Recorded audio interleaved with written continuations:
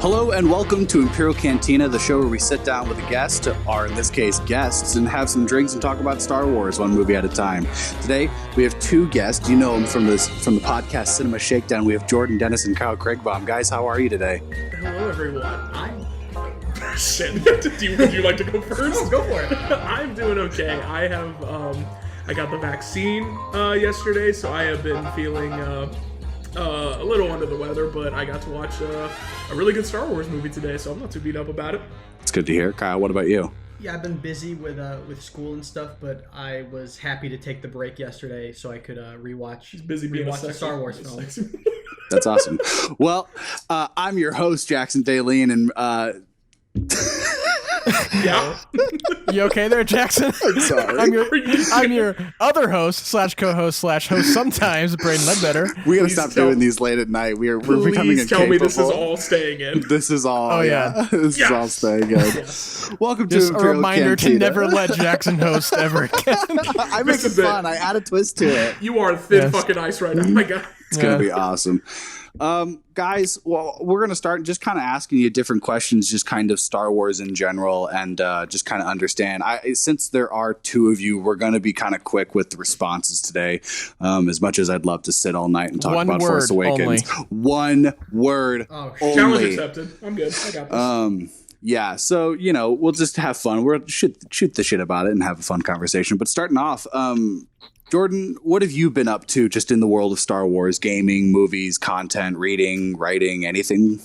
That's a really good question. I'm mostly anticipating Star Wars content at the moment. I saw Skywalker Saga got delayed again, which I'm not too happy about. Ahsoka, Bad Batch, all the stuff coming out. I consider myself an intermediate Star Wars nerd. The minute there's reading involved, I'm out. Like a casual Star Wars fan. It's like whatever the middle between casual and you guys. I feel like that's the gray area where I operate. That's cool. You're interested, but that's a lot of effort too. I keep a professional distance. You're watching the shows, and that's already almost too much effort. Yeah, exactly. I'm like, oh, this is like 8 episode seasons, and they're all an hour. What? Yeah. It's like a relationship you're treating really half-assed. You're like, listen, I like you, but I don't want to be here for 7 seasons. Me and Star Wars just mess around on the weekends. All right? There we go. That's Kyle, a good one. what about you? What is in your life in the Star Wars realm? I recently started playing Fallen Order. I'm getting Great game. I'm getting through that. I'm enjoying it so far. I'm also anticipating. Is this your first time playing it? Yes. Oh, very cool. How do you like it so far? It's good. It feels very. It's like it's borrowing from a lot of other games. It's the best Dark Souls clone. It's a Dark Souls clone. But it's pretty good. I'm also anticipating the Skywalker Saga Lego. I think it's gonna be great, and all the Disney Plus shows. I think in terms of Star Wars fans, I'm a titch under Jordan. I haven't really delved far outside the realm of the films. I've seen them all. Yeah. I've dabbled in the Clone Wars. I am looking to watch through all of it, and I have not touched like Rebels or any of the reading. Should we mention that you haven't seen The Mandalorian yet? I haven't seen The Mandalorian. That's hard to avoid. I'm surprised you've avoided The Mandalorian for so long. I haven't avoided the spoilers. At this point in time, he was like, he probably knows everything. Basically, you get the gist. You know. I'm not a person who's like ruined by spoilers. Like my enjoyment isn't dependent on. That's fair. Well, and speaking of enjoyment, Jordan, what? I'll kind of switch these questions up. What do you love and enjoy so much about Star Wars? What is it that connects to you and kind of, what is it? What is it that makes you like it so much? I think there is this sense of like wonder and adventure that I think when Star Wars is done well, that's like at the core of everything. Like it's just this, I guess not to compare it to another sci-fi franchise, but I mean, you have your Star Treks, which are a little more like, logical and, intelligent and thinky, but I think Star Wars really appeals to like the emotionality and like humanity and stuff like that. Yeah. And that's just personally where I have my preferences, and also cool laser swords. Like, well, yeah, of course. Absolutely. Can't go wrong. Kyle, what about you? What connects? What do you connect the most with for Star Wars? Yeah, my answer was kind of similar. It's just the feel how they took 1950 serials as their main inspiration and just kind of made these very, at their core, very simple films. But they're like also very grand. But they're also so grand. Good versus evil. Exactly. They use a lot of like very basic concepts to tell a very compelling story when done well. Yes. Very cool. Jordan, coming back to you, what was your first like introduction to Star Wars? What is the story, if you have one, of just at least a memory of your farthest, earliest Star Wars memory? The two earliest Star Wars memories that I can just are the three, actually. I will talk about three very briefly. One, I'm pretty sure I saw Revenge of the Sith when it first came out in theaters. I was like 6. It was the coolest thing I'd ever seen in my life. Oh, yeah. The original Lego Star Wars was the very first video game I remember playing. That was the first one I was good at. Yeah, that's like the first one I could really like play like consciously and be like, oh, I'm doing things. And then I distinctly remember as a kid, Empire Strikes Back, just being terrified of that Wampa. Every time I tried to watch that movie, and it would just jump out, and I'd be like, all right, I'm cool. I don't need to see how this works out. I'd be like, I don't want to watch the rest of this. I get the gist. It's no, I don't need a Star Wars. That's funny. That's funny. I think Kyle, it was I was sorry. just going to say, I think it was a while before I actually ended up finishing Empire Strikes Back. It's like, I can get through this. I can do it. I'm a big boy. Just burned through it time after time. That's funny. Kyle, what about you? What was your earliest introduction to Star Wars? I don't have a specific memory. My dad is a big Star Wars fan. He owned the complete collection at the time, the 6 films on DVD. I watched them all with him. And I guess if we were to go earliest memory I remember, it is Lego Star Wars Complete Saga for the Wii. I feel like that's like the great Wii. I also played it on the Wii. I also played Complete Saga for the Wii. I had it on GameCube. Yeah. Nice. Oh, boys. Throwing me back. Damn. Simpler times. I love that. Okay. Kyle, I'll start with you on this one. What is your favorite Star Wars movie? Which one connects to you probably the most? It's so basic, bitch, to say Empire Strikes Back. And I kind of thought you were going to say that. It is so stellar. It normally is my favorite. Some days it's Force Awakens, honestly. Really? Yeah. Yeah, and some days it's A New Hope. I love both those first 2 films. And there's so much charm in A New Hope. Really, like it's very like DIY. Like you can tell this was made by like 3 dudes on a $10 budget. It almost feels like the biggest budget for a student film of all time. Yes, exactly. But those are the 3, the first 2 and Force Awakens that constantly fight. Awesome. Yeah, that's what's up. Jordan, what about you? I would say Empire is probably the best Star Wars film, but if we're talking about personal favorite, I will always go to bat for Return of the Jedi.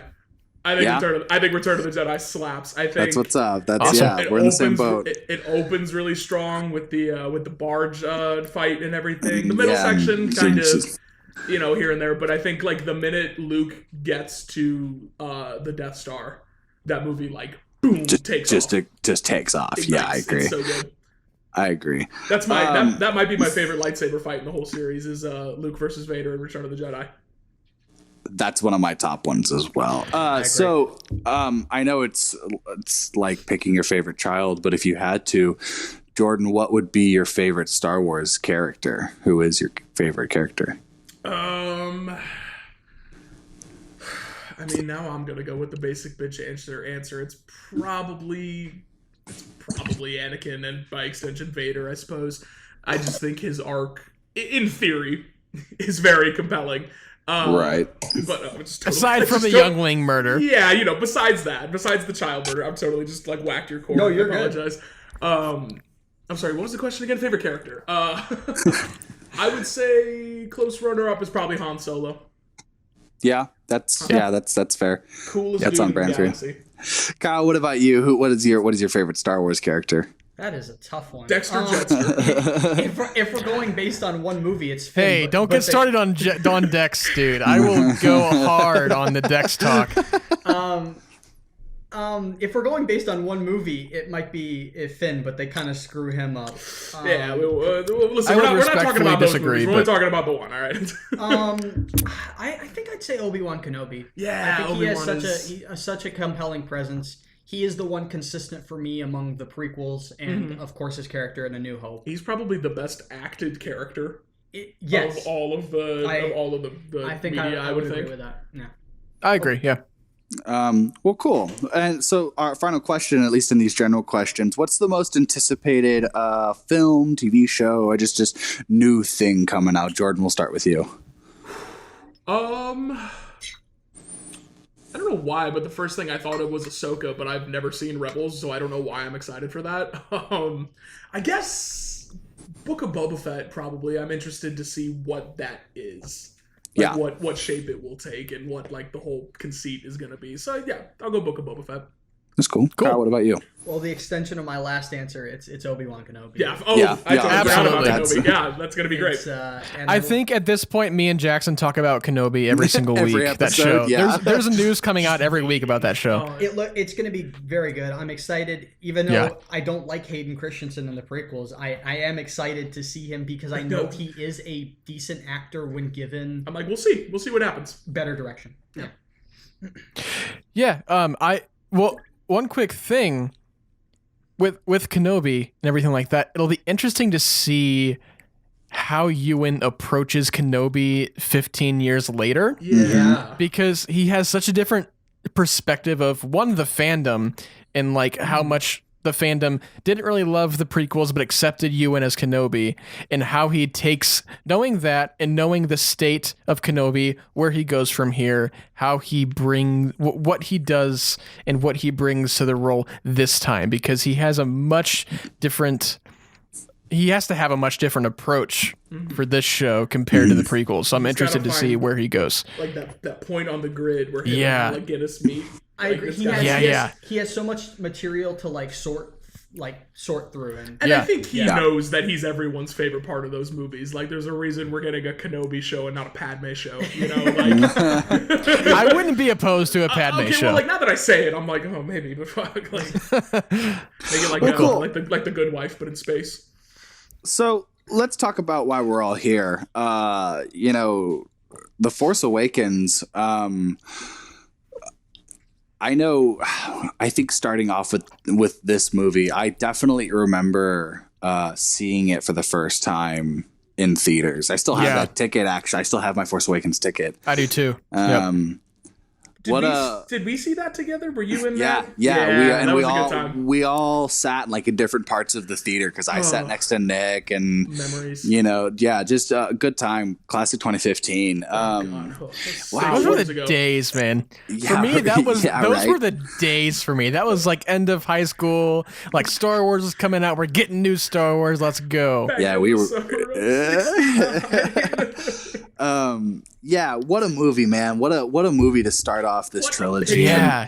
And to kick off, I remember just leaving and being like, that was rad. Like, we get 2 more of those? Dude, hell yeah. It's one of those films where you leave and you can't stop talking about what might happen next. Yeah, that was a blast. It's electric. Like, it puts a big smile on your face. Like, literally, I've seen this movie a bunch of times, but upon rewatch, the minute the logo appeared on screen, I went, we're back, baby. Yeah. Yeah. I agree.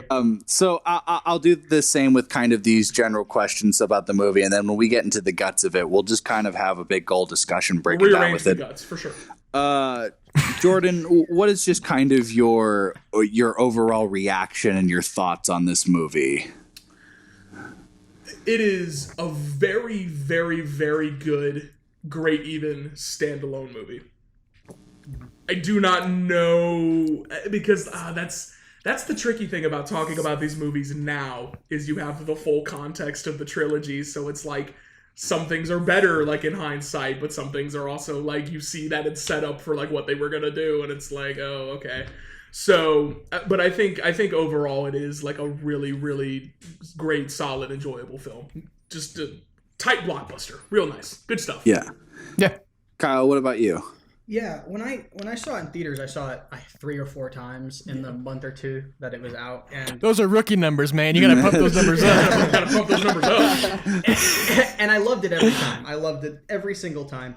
And it's been a few years since I saw it, so going back to it, now that I'm older and I have a more critical eye, I noticed more flaws and stuff, but that didn't stop me from loving it and from I think experiencing that magical feeling, like you said. what earlier. this movie does better than The Last Jedi and The Rise of Skywalker is it has enough of that Star Wars like feeling that you overlook a lot of the flaws with it. I agree. Like with The Last Jedi, I'm gonna compare it a lot to The Last Jedi. I apologize, but a movie. I'm prepared to defend The Last Jedi until I really die. like The Last we Jedi. are Last Jedi defenders. Do not worry. Thank God. I do think they get worse as they go along. I think The Force Awakens is my favorite of the 3, but I do think The Last Jedi is really great. It's mostly the big drop off at the end, but I disagree there too, but we'll stop it at that. We'll get it. A different Imperial Cantina for a different time.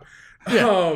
What was the point I was trying to make? It takes itself. The Last Jedi takes itself very seriously, and The Force Awakens is just very much like it's fun. Let's just have fun. Yeah. Like it's a wild ride from start to finish. Yeah. Well, and I think like too, Jordan, we talked about this the other day. We talked about how The Force Awakens is kind of, it's got that sense of adventure. It's got that Star Wars classic magic, whereas more Last Jedi was kind of designed to be tense and it's by pulling design at that you it's and like and it's made to kind of stress you out in that sense of constantly sweeping the rug out from under you. Right. So and I think that's kind of where that that comparison differentiates. No, for sure. And The Last Jedi does that mostly very well. Like for as much shit as The Force Awakens gets for being very similar plot-wise to New Hope, J.J. Abrams clearly understands the feeling that Star Wars should evoke. Yeah. And I think that is a product of the reaction of the prequels, right? Because so many people were looking for a movie that would not be the prequels and something that would be very original trilogy. And I think, whenever they were writing this film, Lawrence Kasdan and J.J. Abrams were just like walking through Paris, literally walking through Paris, talking about what would be the next Star Wars.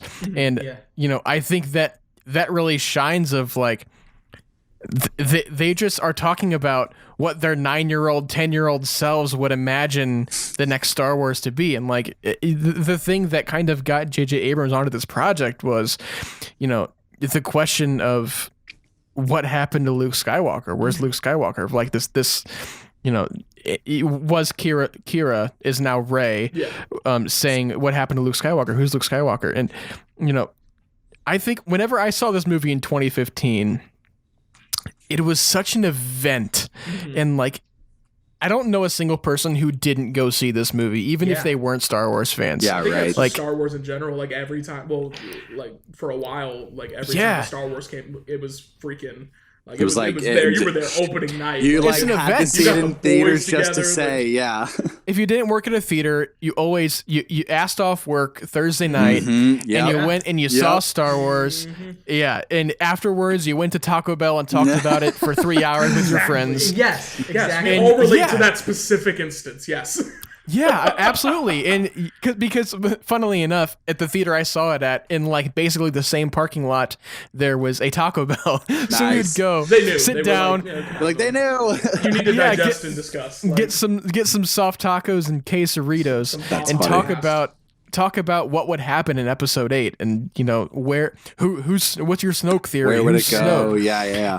And like who's Rey's parents and all that fun stuff, that fun conversation that everybody had back in 2015. So I mean, overall for me, this film just mostly fills me with so much nostalgia more than anything. It's funny because it's 6 years ago, but like it's so nostalgic to me already because it brings you to a time in your life where you're so positive about Star Wars. And it's like, I think that is also a product because it is a movie that is very much reaping on nostalgia. So not only is the movie is nostalgic, and it's also nostalgic for its nostalgia.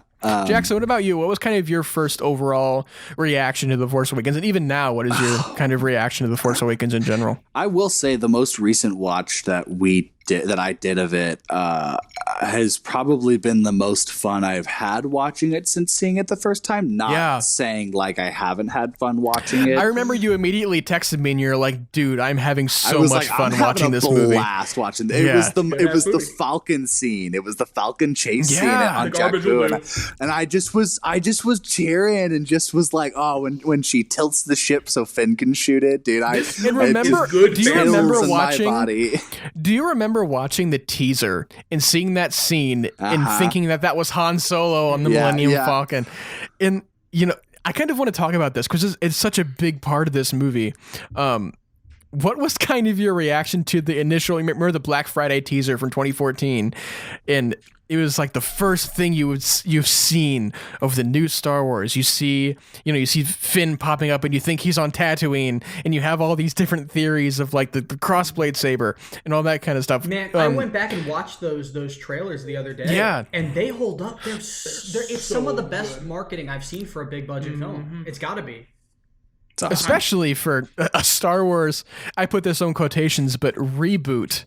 Yeah, like I think they call it like a soft reboot, but I think in terms of just like marketing to like hype and payoff, this movie had an excellent rollout. They knew exactly how to build the hype, how to like every trailer introduces a new element.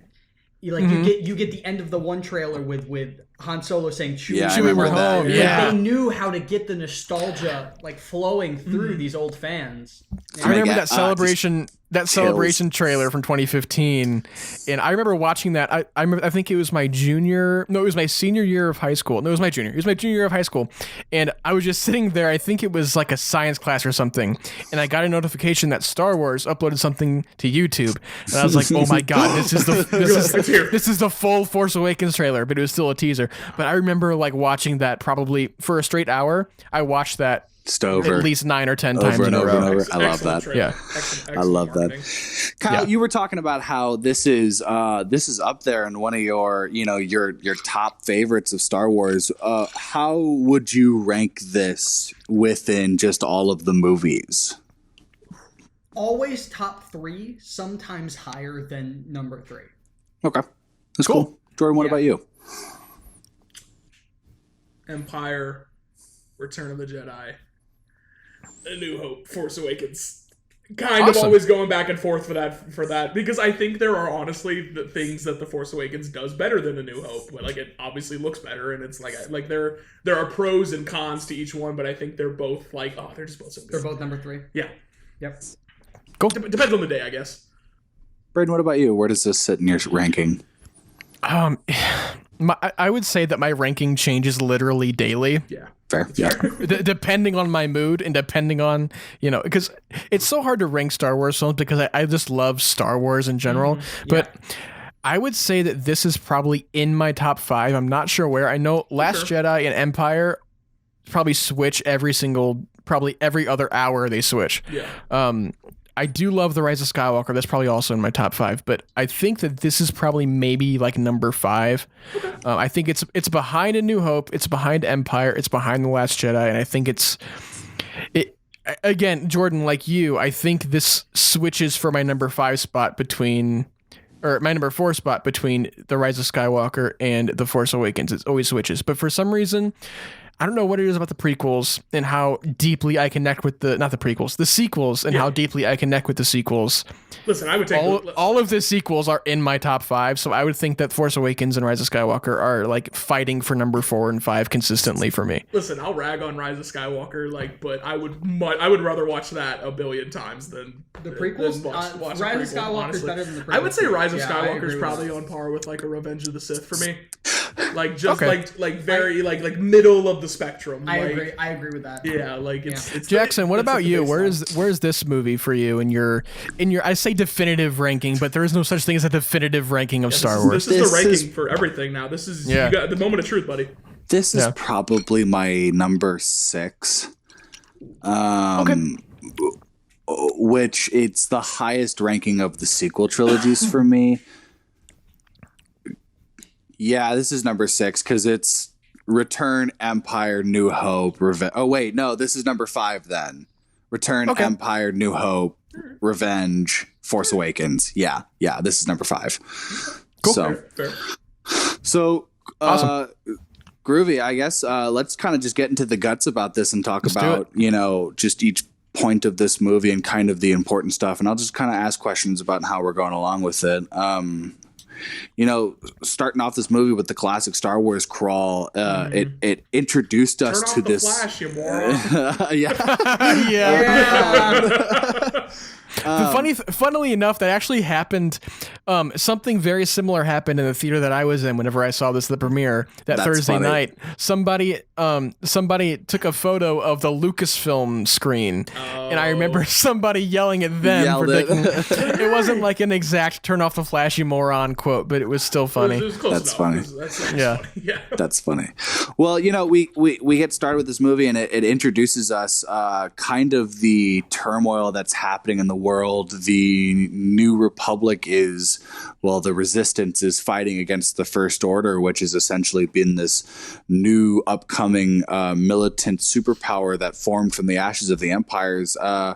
Jordan- And the first line of that crawl being the Luke Skywalker has Luke vanished. Skywalker has He's vanished. gone. Yeah. Yeah, and it instantly, I think, jumping in, it sets that tone of just kind of reaction Tells panic. you everything you need to know. It gets Yeah. you caught up with, Absolutely. with Luke and Leia, and it's like, all right, that's all you need to know. It's one of my favorite crawls of all time. Yeah. Yeah, I agree. What's kind of, Jordan, starting with you, what were the things starting in that, and especially in just kind of, I think, the crawl, that these are, what stuck out to you about like the definitive changes that these are the new normal in the Star Wars world? I think, but you mentioned it, like the fact that it immediately off the bat is just like, hey, Luke Skywalker isn't in this one. And it just it establishes I'm pretty sure they mentioned Poe in the opening crawl. Like it very much establishes like this is how things are. This is where we're at. Let's get going. Yeah.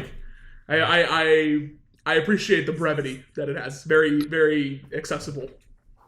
I agree. Kyle, what about you? What stuck out most to you, especially, I think, in this opening crawl? In the opening crawl, I believe they used the term General Leia Organa. Yep. Yeah. And I was like, wow, they're telling a different story. They're really honing into the war part of the Star Wars. They are at war. The woman we knew as a princess, as royalty, is now a general for an army. Yeah. I think when this movie kind of starts in, it introduces you to the overall mission of the map to Luke Skywalker. Yes. And you meet pretty much everyone of importance in that opening Jakku scene, at least when it comes to characters. So we meet some really cool heroes and villains in this entire new trilogy, but when it's let me form this question. These in this new trilogy, and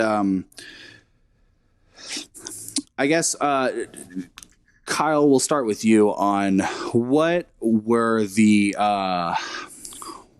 when you've experienced the first time, what stuck out to you on kind of just like meeting these new characters and where your head was going to be on how it was going to go. And like, we met Poe Dameron and, Finn is the stormtrooper, and even Kylo Ren, as mysterious as he was. What stuck out to you for that? Well, specifically talking about how the movie starts in the opening act, I think the first 30 minutes is paced so wonderfully. I agree. In that they're managing to make these characters well-rounded in this short amount of time. What Rey is as a character in that short sequence with her. Finn's struggle. Poe. I think that's a testament to just how well acted these characters are. Like they very much are like they know what they're about, and it's like you get that Poe is like the cocky, like it already feels like they've been living in these roles. Yeah, well, you get that first line, like you get that first sense of humor from that scene whenever Poe's like, who talks first? You talk first. Yeah. I can't understand you with all the apparatus. Yeah. It's like it's so funny, and it's the way that Lawrence Kasdan, who wrote the film, wrote Empire and everything, has said that we talked about this in the Phantom Menace review of like humor, goofy versus silly, and I think this is the type of humor that is a little more goofy and like the Han Solo, especially in A New Hope. Yeah.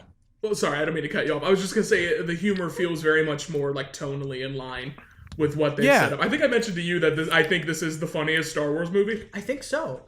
In like a genuine way. I think that Last Jedi, for me, I like the movie. It has a couple moments where the humor sways a little more towards kind of silly, out of place. In this one, I would say that I would argue that The Last Jedi sometimes has some Marvel humor. Yeah, there's a word for it where like they cut the dramatic action with a joke. There's like it's like a word. It's some like film nerd word.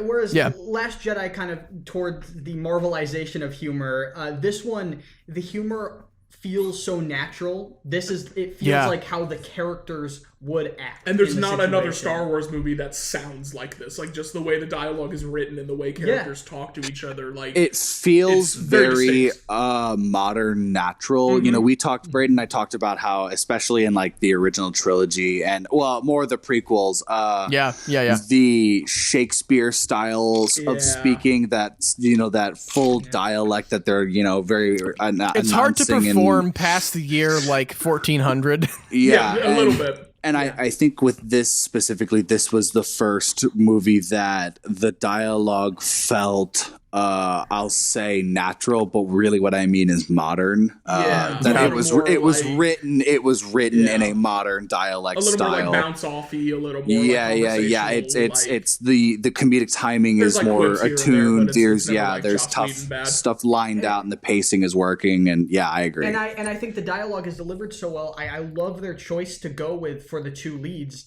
Basically unknown actors. I mean, John Boyega was in Attack the Block. He got some buzz from that, but Daisy Ridley was unknown. I will tell you my first reaction. She had never been on a set for more than like 2 weeks. That's crazy. Yeah, I remember hearing a story about how like JJ like said like her acting like at first like was kind of wooden and stuff, and she had to really like acclimate to like the set and everything. But I think she does a really terrific job. I think she's very if we're talking about that sense of adventure, she just has this like gleam in her eye throughout the whole movie, and it's just like what I was saying was I will tell you my first reaction to this movie was being pissed that Daisy Ridley isn't my girlfriend. But well, it's funnily enough, I was just right before we pressed the record button, I was watching the Force Awakens documentary from the Blu-ray. Oh, nice. And it kind of goes into the casting of Daisy and John Boyega and kind of going into production, and they kind of talk about how on the first scene they shot of this movie was whenever Rey is kind of scrubbing away at that one part she found, and she's like sitting across from that old lady. And like they see that one ship in the sky and everything, and apparently that took so many takes because Daisy Ridley was like, I could not get it right. Like there was just, because again, like you were saying, like there were problems with like the emotion wasn't coming through. And I'm glad that JJ, being the talented filmmaker that he is able to notice things like that and nip it in the bud and be like, okay, I know where I have to be and what I have to do with different actors. And I think that is a testament to JJ as well as, Daisy's talent, obviously. But I think he is very much like an actor director. Like he does a very good job of pulling these like really iconic, really emotional. And it shows, especially in this movie. Even looking at his work on like Lost, he has always been character forward in terms of writing. Sometimes he struggles with the whole mystery like box the actual plots, but the characters are always the characters are always on point. Yeah, for sure. Groovy. Well, so moving on, so this entire village sequence happens. We meet the First Order, and when Poe is captured, we see that they're actually pretty large. It's always when he gets off the ship and his face drops, and it's just like, they're huge. I've never seen a First Order base from the inside before. Oh, no. Jordan, what was your first kind of reaction to seeing this new kind of superpower and response to the fall of the Empire? I mean, I think it's pretty clear they're definitely trying to draw a parallel to like modern like neo-Nazis and stuff, and the kind of the re-rise of that whole ideology and everything. And I think they kind of capture that really well, where these guys are like Like they mean business. They aren't dicking around like they're kind of just doing it for revenge. Like literally, the first thing they do is slaughter a village of innocent people. And this is the movie. I think this movie more than the other two is where the First Order feels the most intimidating. After this one, they kind of trail off, but in this one, I mean, you talked about like the Nazi sensibilities. That speech that they have right before they fire that laser. Before they fire the laser, Hux's speech is just straight up. That's Nazi literally speech. like triumph of the will. Yeah. Oh, and it's the big salute they do. Yeah, exactly. Braydon, what were your kind of first reactions to how large and prepared the First Order was and is at this point? Well, it's crazy because in that opening scene on Jakku, you don't really get much of a sense until Kylo's ship comes down and you hear that John Williams Kylo Ren theme, that ba ba ba ba ba. Kylo Ren and Rey's theme are exceptional. I think they are the two. They are the two. They are the two standout pieces of score from the movie. Yeah, we'll talk about the music points later. Okay, yeah. And then you see all of the stormtroopers come out of this kind of this transport and they all rush out and they're immediately killing civilians because they're ordered to. And I don't know if this is going too far ahead, but whenever we meet Finn kind of for the first time and he's being told to, fire on these innocent people, I think that moment where he's being told to fire, he's like, oh crap, I don't know if I want to be here. I don't know if I want to do this because his buddy, his dude, the guy who gets shot down by Poe, and he's like, the blood gets on his helmet, and that is such a powerful moment where he's like, that is his immediately stuff like that. Yeah, that's his immediately.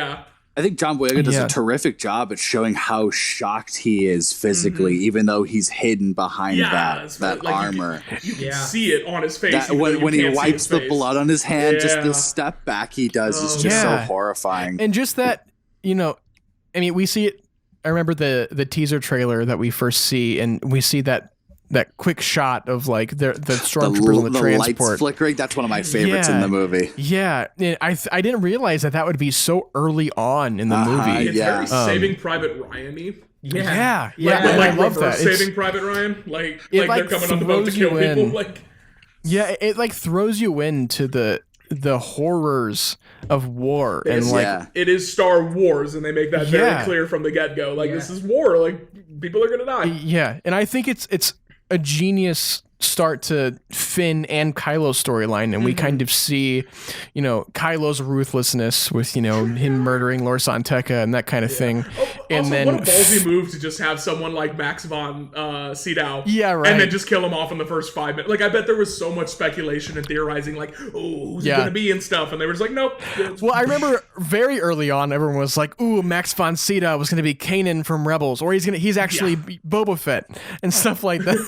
Like, no, he's just a dude.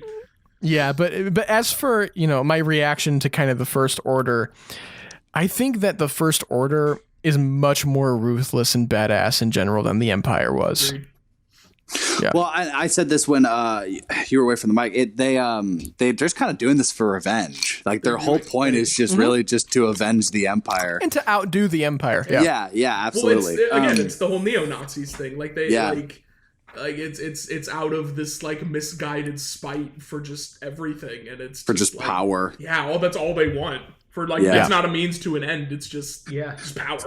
So being introduced to kind of the turmoil and the galactic issues that are going on war-wise, we are then taken back to the good old Outer Rims on a new planet. We get a couple new planets in this movie. Jakku. Yeah, we'll talk about Jakku for a minute. Let's throw some quotes up there. Jakku's a fun planet. It's another it's another sand one. This time they have people that are collectors and traders and sellers instead of smugglers and bounty hunters. Yeah. This time there's giant sand pits and whatnot. What do you guys think of Jakku? What do you guys think of Jakku since building on the lore of it? Because starting out, it's just another sand planet, but like... I know that's like... Isn't that where like the last battle of... It's like the Bunker Hill of the Galactic They War. go really deep into like the reason and emotion for it in a novel called Lost Stars. I always forget that like every location and every character in Star Wars has like 30 books and series dedicated to fleshing it out entirely. Much. So I'm like, I like Jakku as what it means for Rey's character. Yeah. I think it works. It's like a plot device. There's not a reason it couldn't just be Tatooine, but as far like, as like, at least it wasn't. At least they did something new, you know. Yeah, and it has some of the best use of like practical aliens in the film. Oh yeah. All the sets and everything. I mean that goes for the whole movie, like all the sets and all the practical stuff. But the two scenes that stand out with that are on Jakku and at Maz Kanata's. I think all the sets on Star Killer on Takodana, Takodana, Get ahead of everything. I think Jakku has my favorite cameo in the movie as Simon Pegg. As one quarter portion. One of the only Star Wars characters I can cosplay. That Dexter Jester and the Rancor Trader. So being on Jakku, we are introduced to our protagonist of this new trilogy, our new Jedi, Rey. Rey's, this scavenger. Yeah, that's a great scene when she's, collecting and scavenging the no Star dialogue. Destroyer. It's just letting the music tell the story. Yeah, absolutely. Well, I remember whenever I saw this, I think it was like the third or fourth time I saw this in the theater. There was like a young kid sitting in front of me. He was like, "Oh," whenever Rey comes up and like she opens like the thing and it reveals that she has like the goggles on and the whole wrapping on her face, and this kid was like, "Oh, it's those guys," as if it's like the sand people. It's the sand people. Oh, yeah. That's you know what? If I was a kid, I guess that would make a lot of sense. Man, like goggles. Some of the early shots with her in the crashed ship exploring it.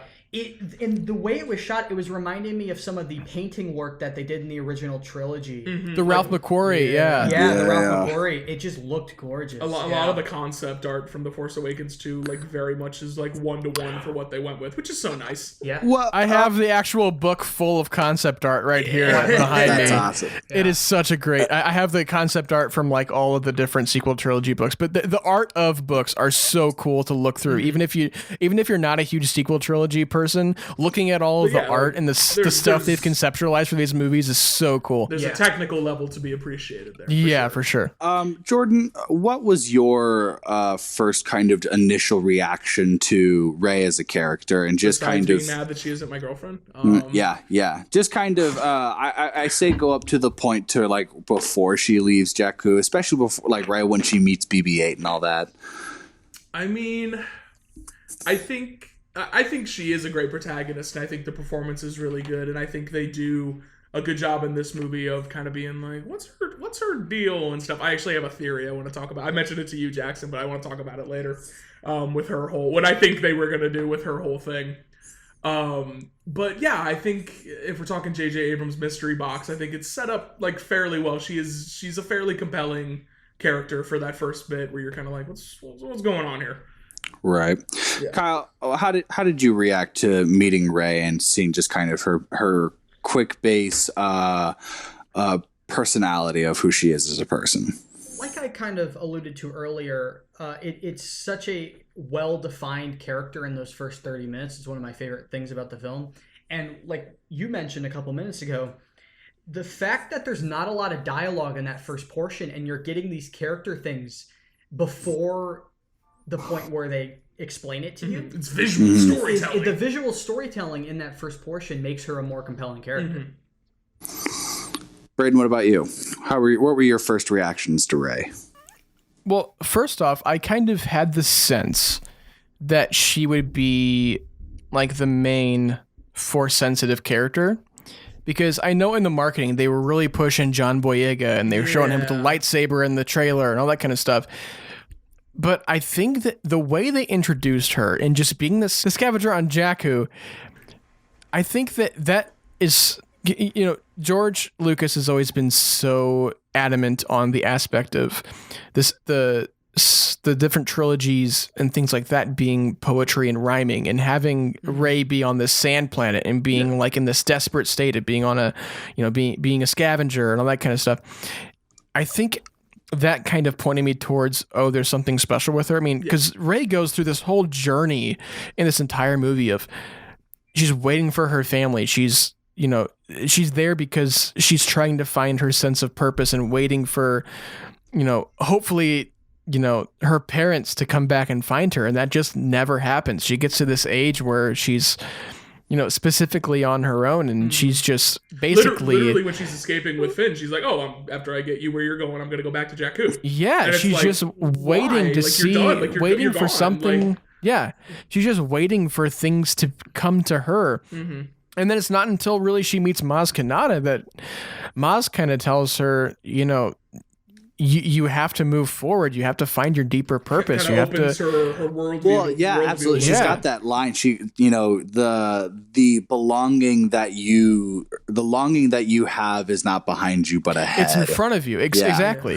And it really, we see Rey's heart and her compassion so much throughout this movie, and how she's, we learn eventually that she ends up being, rooted in the dark side and Palpatine and all that kind of stuff. But in the context of this movie, we just immediately know how compassionate she is. And you remember whenever Tito is trying to take BB-8 and she's immediately defending the droid because the droid's like the sentient being. La Harbalak Parqua. Yeah.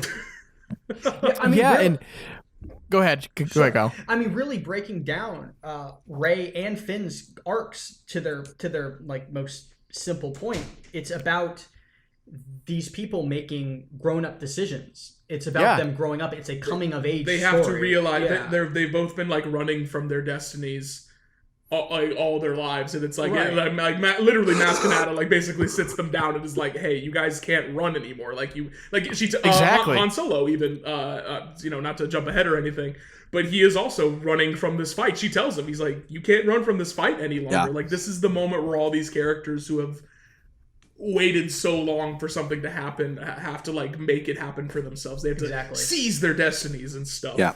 I agree. And I think that's a big theme throughout the entire sequel trilogy is finding where you belong in a greater story, and making your own name.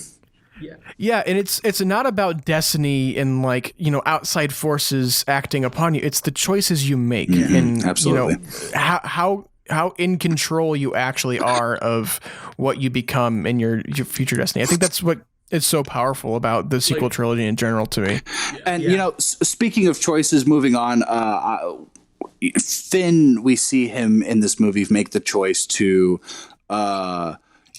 he did betray the First Order, but leave the First Order and help Poe escape, and thus that friendship and two-thirds of the main gang are formed.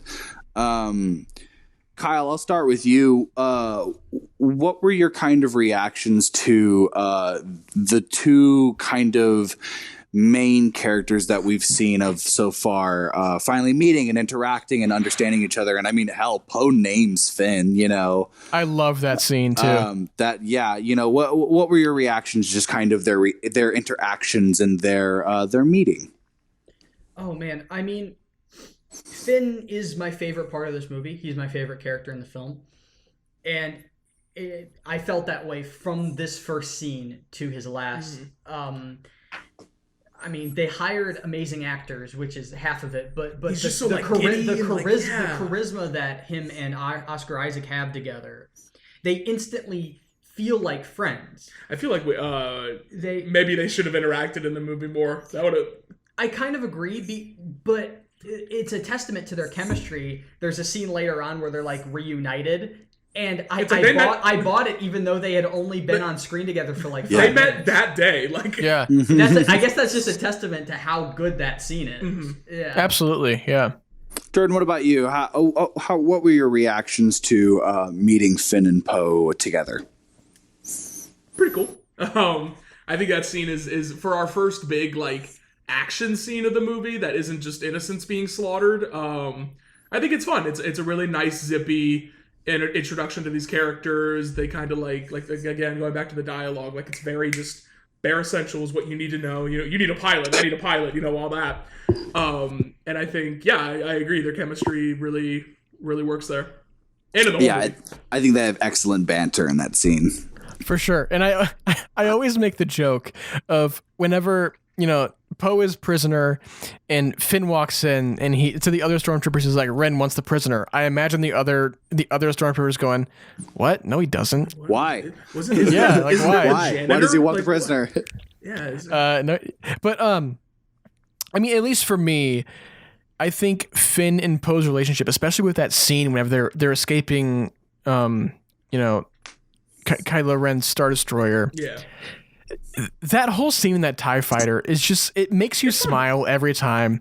It is so much fun to watch. And the way that Oscar Isaac and John Boyega's chemistry, like, it's just so electric, and you want to see it all the time. Like, even in The Rise of Skywalker, we get a lot of that too, because we start the movie, I mean, not to jump way too far forward here, but we start the movie, especially in The Rise of Skywalker, with them together, and we get kind of a renewal of that kind of chemistry they have. But It's because they're boyfriends. Whenever Poe's like, FN, huh? I'm going to call you Finn, because he doesn't want to say FN 2187 I'm not doing every that time. every time. Nope. Yeah, and it's just so great that Very cute scene. Poe, Very cute. Yeah, and Poe immediately just takes Finn in as just like, embraces him. Yeah, all absolutely. right, you hate the First Order too? All right, we're best friends. Cool, That's it. right. I ship them. Yeah. Yeah, I love it. I love it. Well, while those two escape, they do not get very far until they're shot down and they crash land on Jakku, to where Poe Dameron then fast travels back to the Resistance base, and Finn watches his ship go down and is left on Jakku. And he meets Rey, and it's kind of thrown in with all that. And I always think it's really funny when she's talking to BB-8 and they both turn to Finn, and Finn's like, me. And then Rey just starts like does the Tom Cruise run at him, and it's like, with the big stick. Yeah, the stank face. Yeah, the scene turns pretty quickly into kind of chaos. The First Order finds them, and the good old classic, the garbage will do line. We join, we return back to the Millennium Falcon. Jordan, what was it like just coming back home, seeing that for the first time, especially back in 2015? It was nice. It was nice to be back home, man. It was it's just so good seeing that ship again. That whole chase sequence through the wreckage of the Star Destroyer and everything, that might be my favorite ship battle in the whole movie series. That sequence is so cool. Like, where they're weaving in and out and stuff, and then the gun gets stuck. Like, speaking of like chemistry and character dynamics, like, you get right off the bat that these two characters work very well together, Finn and Rey. Like, they immediately are like a unit. Both are able to adapt in their own form to help each other out. Absolutely. Kyle, what was it like returning to the Falcon for you and seeing, I think too, I'm sorry, before I let you take off with this question, this is also with this chasing, one of the really first times we see the Falcon pull some sick tricks with it. Yeah. Han's always talking shit. He's like, oh yeah, I know some maneuvers. Yeah, he does some stuff with it. This is the first time we really actually see like what well, I mean, I guess that's a tribute to like modern effects and everything, but yeah, that is true. Like, this, you are right. This is the first time we really see what the Falcon can do. Kyle, what are your thoughts on Return to the Falcon? Oh man, I mean, the scene, the first time I saw it in theaters, it's full body chills. That music cue, and then that's what I was saying. Yeah, it's the quick camera turn, and then the immediacy of it, just shooting into an action scene. That is a great showcase for how gorgeous looking this movie is. Yep. It is so well directed.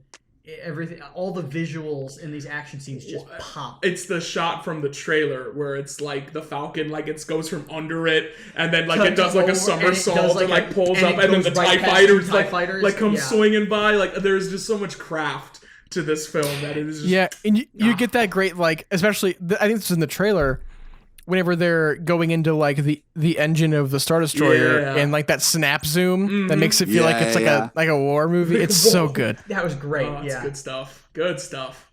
That is the stuff.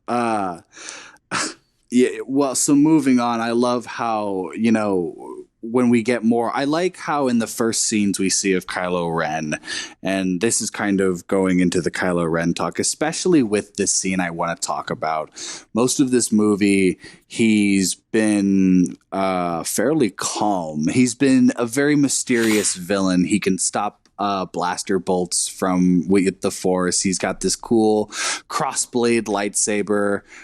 He's got this neat little mask, and he likes to torture people with their minds. And then he slashes computers and rage quits when he finds out that he doesn't get his way. It's Kylo's coming of rage. Yeah, it's a good time. He's a pissy little wannabe. That's the whole. That's like the whole point, is that he's just trying so hard to be something he's not. He's trying so hard to be Darth Vader, and it's like, I don't know if this is intentional, but the way Adam Driver delivers every line in this movie makes it sound like he's on the verge of tears. Yeah. And I think that is intentional, because it's like, imagine like the little goth kid in middle school like standing up to bullies. He's like, hey guys, like that's the vibe I get from him. Like, especially when he's talking to Han later on the bridge on Star, like he's just like, I killed him. He was foolish and weak. So like he's on the verge of breaking down. I think the thing though too is that like not a lot of people knew who he was, and while we as the audience understood Adam Driver or Kylo Ren? Kylo Ren. Not a lot of people knew who Kylo Ren was. And while we as the audience understood that he had a lot of action figures of him though. Sure, yeah, right. Trying to be this Vader wannabe, I think the mysteriousness of him still also held this fearfulness to him. He was scary, I think, at times, especially in the. Sure. I think it's how like casual he talks. It's all this like false bravado. Like he feels like he has to have this. Like, that scene where he first has an angry outburst has one of my favorite moments of the whole movie, when he drags the guy towards him, and he pulls him to his hand. The sound design of that guy's shoes dragging on the grating is so good. Yeah.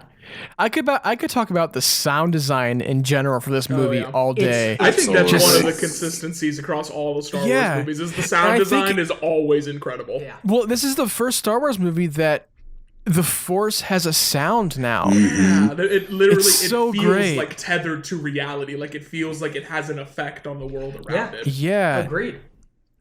Yeah, and especially with Kylo's cackling saber and all that kind of stuff cool. too. Yeah, so cool.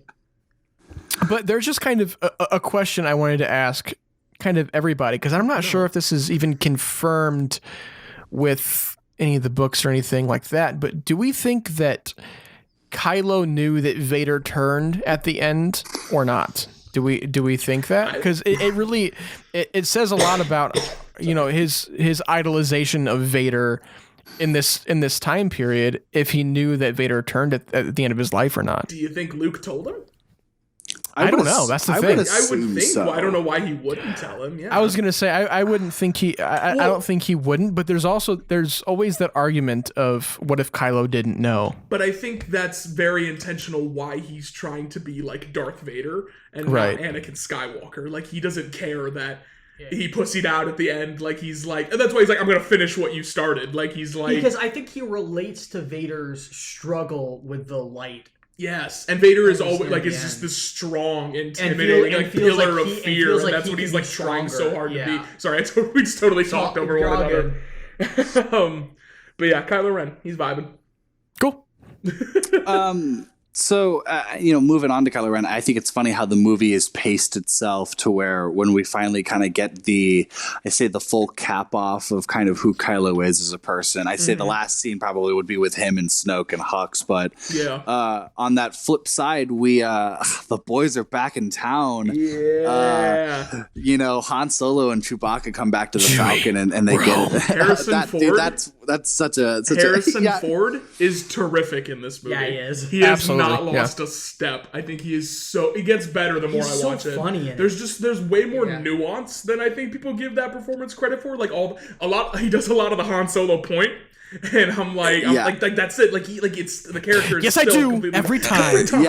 Yeah. And that's essentially what I wanted to talk about with this in this point is what are your kind of reactions to Han and Chewie's performance and like importance and just kind of their part in this movie. I think, they're terrific. They're great. They're great. He plays such a great, like, cynical. I mean, he plays Harrison Ford essentially, but that is who Han Solo is, I suppose. Yeah. it's just it works so well off these new characters because now you're getting Han Solo, but the dynamic is different. Well, but I was gonna say it's also kind of the same because he in A New Hope he is like the cynical skeptic, and in this he is also kind of the cynical skeptic, but like a completely different version of it. Yeah, and that's my big argument when people are like, this film is too similar to A New Hope. I think plot-wise, yes, but the character dynamics are so different that for sure. Yeah, it's taking new characters and putting them in the New Hope plot essentially, and it works. Yeah. And I would argue that this film more pays homage to A New Hope more than just being a beat for beat remake, because that I don't agree with. And people say that this is just a rehash. I don't think that. But I completely disagree with that. Because I was watching it in the opening, and I was like, oh, this does open very similar. It all opens very similarly to the way A New Hope opens. The stormtroopers attack the Tantive 4 or whatever. What's that ship called? And then Tantive 4. Yep. Like Vader like strolls in. It's the same thing. The first, well, not the same thing. But it's. I think that parallel is really interesting. I like appreciate that rather than like. Yeah. Like, and I think it kind of what this film does, and it kind of freshens up what we already know. About Star Wars, and I think that's what's so great about it. I also think Chewie's great in this movie. Chewie's so good. Absolutely, in this movie. Leia doesn't give him a hug at the end though, and that still pisses me off. He watched his best friend die, Carrie. Fuck. Well, the thing about Han in this movie is I've heard a lot of people kind of, when you think about Harrison Ford returning to roles, I think you kind of sometimes think about Kingdom of the Crystal Skull with Indiana Jones, and how he's almost kind of just Harrison Ford getting a paycheck to play Indiana Jones again. Very much in this one, I feel like he legitimately was interested in returning to Han Solo, and he actually was Han Solo in this movie. He wasn't just Harrison Ford playing Han Solo. It reads to me like at the time he thought this was going to be the last time he was going to do this. So he's like giving it his all, and his last performance is this character. I think that the fear initially is kind of warranted because it's clear that there's the stories from Return of the Jedi, him wanting his character to be killed off. Notoriously. So before this movie Wars, comes out, you're like, oh god, is he going to sabotage it? Like he's just going to but he really gives it his all. Yeah, he embodies. Again, I think that's a testament to J.J. Abrams. I think he just knows how to work his actors. I agree. Yeah, and I low-key think that it was almost in his contract that he had to die in this movie to come back. Yeah, because I'm sure he put that. He was like, "You were going to kill me." That's true. Yeah, because he's always had he doesn't really hate Star Wars, but he's always had this thing to where he thought that by Empire, whenever he gets captured and gets put in carbonite, he thought that was fine. That's the end of Han's arc. That's the end of Han's story. He's okay with letting the character go from there. Yeah, and he didn't think that there was much more story to tell with Han going on from there. I think that he finally was able to wrap this character up in such a beautiful way. So we'll get to that in a second once we get to the end here. But I think that the way that Harrison Ford approaches playing Han Solo in this movie is so genius and works so well. I actually think he's phoning his performance in more in Return of the Jedi than he is. I was just about to say he has more to do in this than he does in Return of the Jedi. Yeah. Interesting. So I'm just going to kind of move us on, and we're going to get talking about, because pretty much after I'm gonna skip the Wrath Star debacle. I love the Wrath Star. It's a fun sequence. It's definitely a fun sequence, but it's very Star Wars, like dumb and silly. Like, of course, there's giant tentacle monsters. Like, why wouldn't there be? Like, and there's like guilds going after each other. And they totally could have just. They totally could have just, whenever Han Solo boards the Millennium Falcon, they could have totally just cut to Maz Kanata and that kind of stuff. But the way they just threw Han Solo into this adventure with the Rathtars, and I was like, I'm all on Rathtars, kid. And like all that fun stuff. Very lived in. Like, I like how it's end essential final goals to get Han and Chewie to just own the Millennium Falcon again, because they've got this pretty cool setup right now. It's also good in establishing that Han and Chewie don't just show up once they become needed in the story. Like, they've been up to things. They've been doing stuff. Like, almost every Star Wars movie has like an action scene that's just like there. Like what's happening? It really doesn't. It's fun. It's like the trash compactor scene. Yeah, it's like who cares? Like it's goofy and it's fun. Like they're gonna get out of exactly. it. But yeah, absolutely. So cool. Well, I'm glad we talked about the Rathar debacle. That was fun. So moving on, I think get an introduction to kind of the setups of what they're going to be doing with the trilogy, and we are introduced to the first time meeting Supreme Leader Snoke.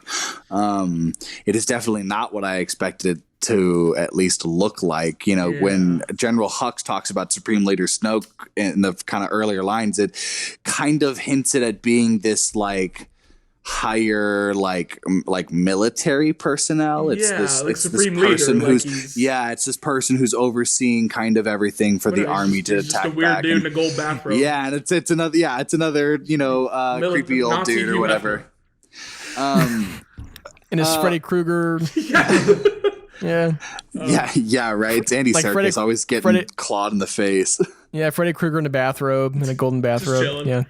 Getting the morning paper. Think about that like this: that all those Praetorian guards have to stand around in that room day in and day out and just like watch this old, wrinkly, 8-foot tall man just kind of grumble to himself and yell at Kylo Ren, and I think Snoke is fine.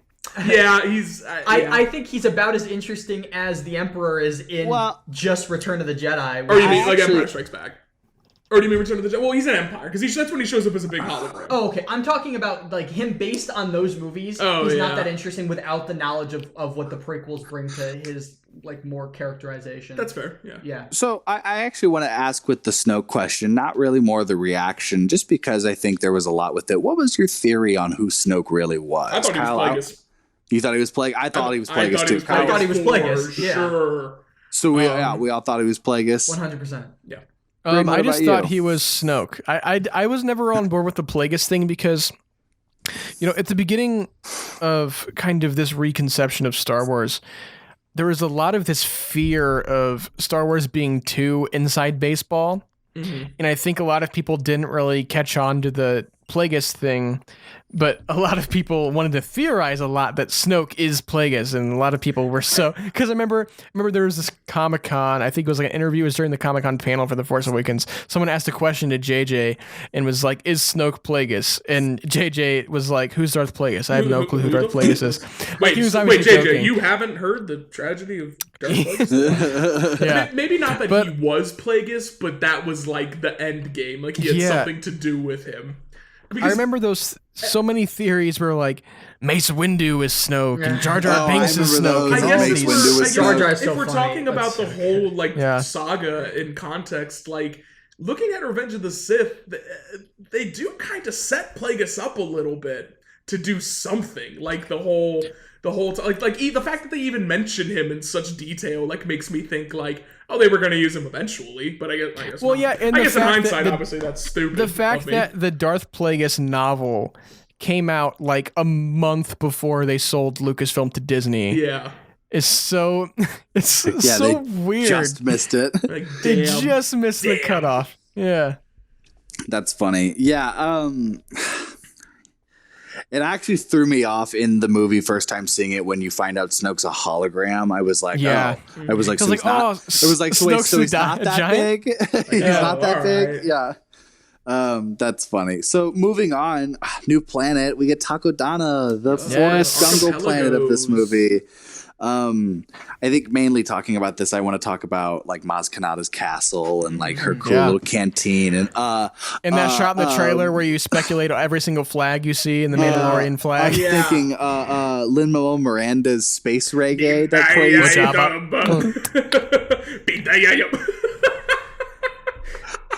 Hey, Ja. It's a bop. I jammed to that. Jordan, starting with you, what were your reactions to Maz Kanata, especially at the Han line? Don't stare at what? Everything. I was surprised that was the capacity they were going to use Lupita Nyong'o in, hot off of an Oscar, and I was kind of like, oh, okay, they're gonna. I think ultimately it does work. I think Maz is an interesting character. At least in this movie, but I was surprised. I was like, oh, that's what they're using Lupita Nyong'o for. Okay, cool. Let's roll with this. Yeah, she looks like a dried up tangerine.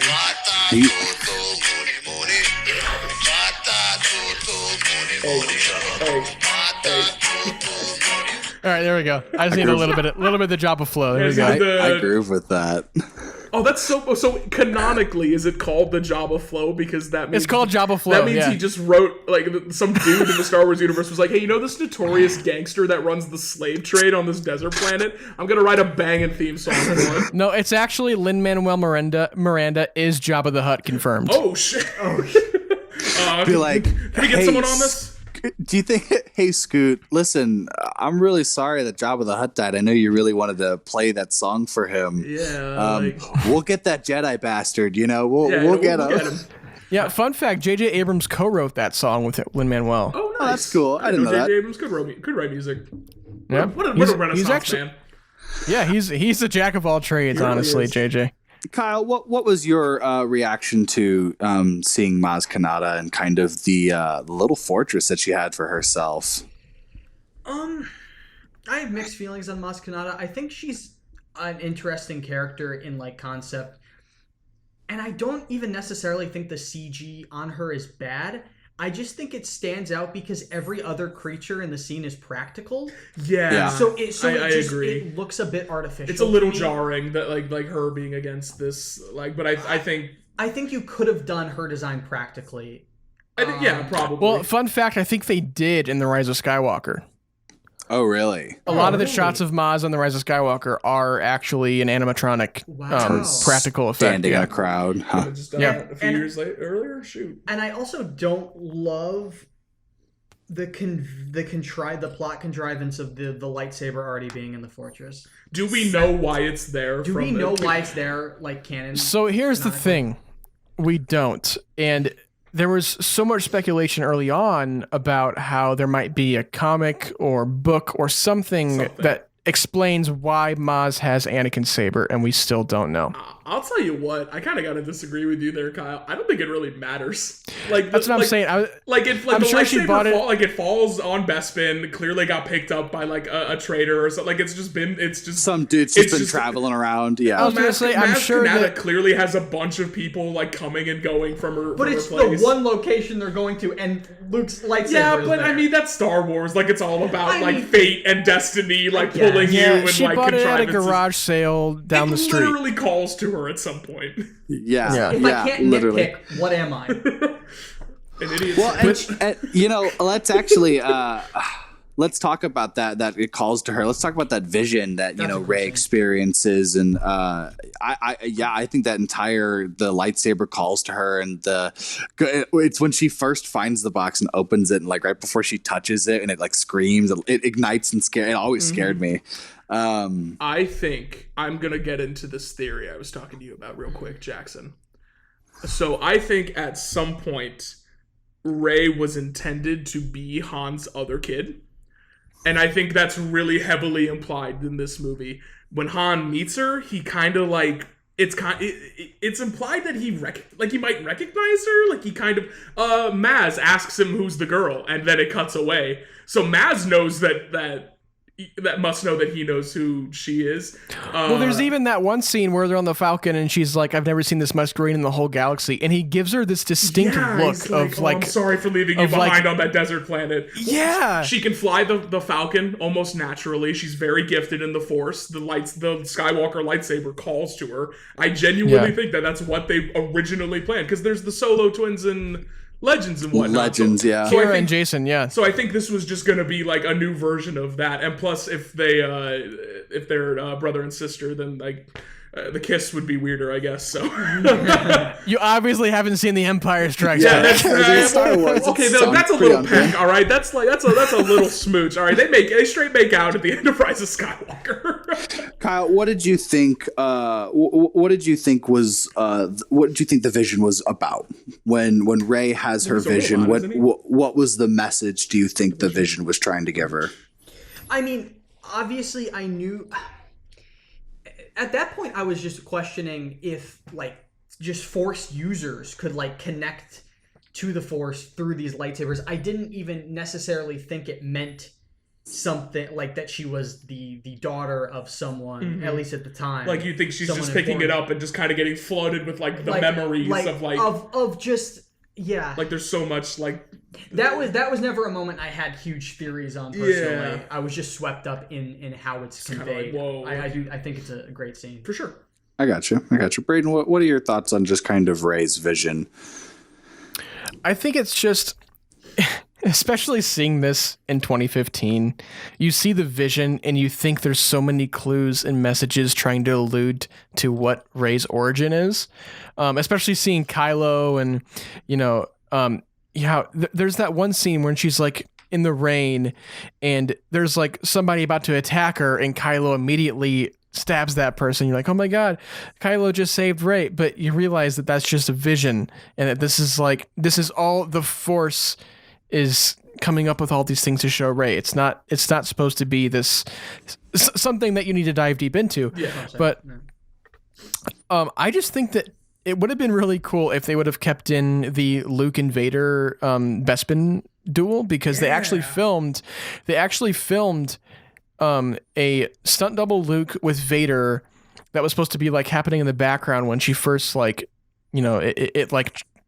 like a weird thing that happens and smoke comes up and she lands on Bespin, and in the background it was supposed to be Luke and Vader fighting, and they actually shot it and they cut it last second, and I'm not sure why, because I think that would have been really cool. That would have been cool, yeah. But I think as for the vision, I think it's just showing her, it's just the Force showing her what has happened and where her kind of place is in the Force, because at the end we just see her being dropped off on the desert planet and she sees herself as a little kid, and I think that's also kind of calling back to her fears as well, as like not having a place in the galaxy and kind of being alone. Lightsaber, and I think this is you.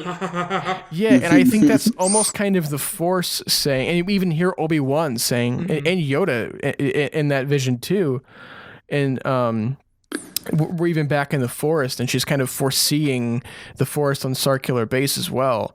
I guess that is good foreshadowing to Rise of Skywalker, when eventually like all the Jedi start like speaking through her. Yeah, that's the first thing I thought of when I heard Obi-Wan saying Rey in that moment is, I did too, yeah. Wow, maybe the Jedi are all within Rey. And I love that Obi-Wan quote in the vision where it's Ewan and he goes, "These are your first steps, Rey." Like, it's just so calming, and it's like he's just easing her into it, and it's so funny. She's jumped out by it, freaks out by it. I've always loved that sequence too, of how much it says about Rey's character, but also how much it doesn't really say about Rey's character, and it kind of leaves you thinking, especially when you're first seeing this movie, it leaves you with so much speculation of what does it all mean? What's also, the McClunky of it all? For 2 seconds.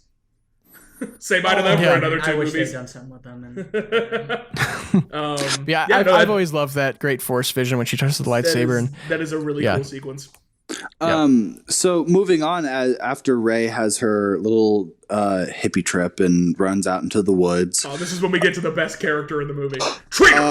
We have the actually nines. We have the Hosnian Cataclysm, what it's officially called in Star Wars canon, when Starkiller Base is activated and destroys is it 5 planets? Something like that, yeah. Destroys the entire Hosnian system, entire, including the capital of the Republic. That's right.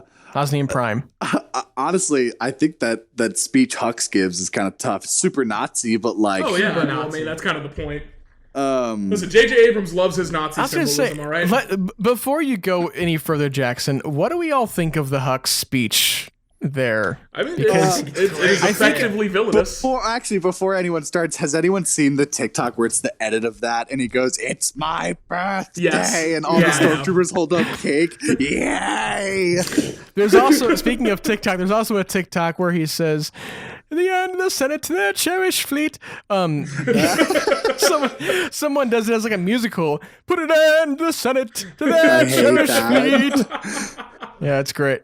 But I love that Hux speech. So many people dogged on it early on. Was like, it's such a caricature moment. I mean, that's Hux. maybe in the whole trilogy. That is his best. Hux has always been a guy for theatrics, and that is just Hux being able to go from 0 to 100. I love how they all just kind of give Hux shit about it afterwards, especially like in Last Jedi and Rise of Skywalker. They're like, we're not going to repeat ourselves with our Starkiller situation. And like, yeah, they mean that Starkiller blew up, but you just know everyone's like, we don't hear another speech like that. Yeah, it's like I mean, yeah, for someone who becomes quite the punching bag in Last Jedi and Rise of Skywalker, he's actually a pretty menace. I don't want to say menacing. I'd say he's menacing. He's pretty evil. Yeah, he's just an evil dude. Yeah, like. Well, and I love the separation tension that he has with Kylo Ren. You know, Vader was pretty well respected within the Empire, mainly because he would kill anybody, but it's not like Kylo Ren wouldn't either.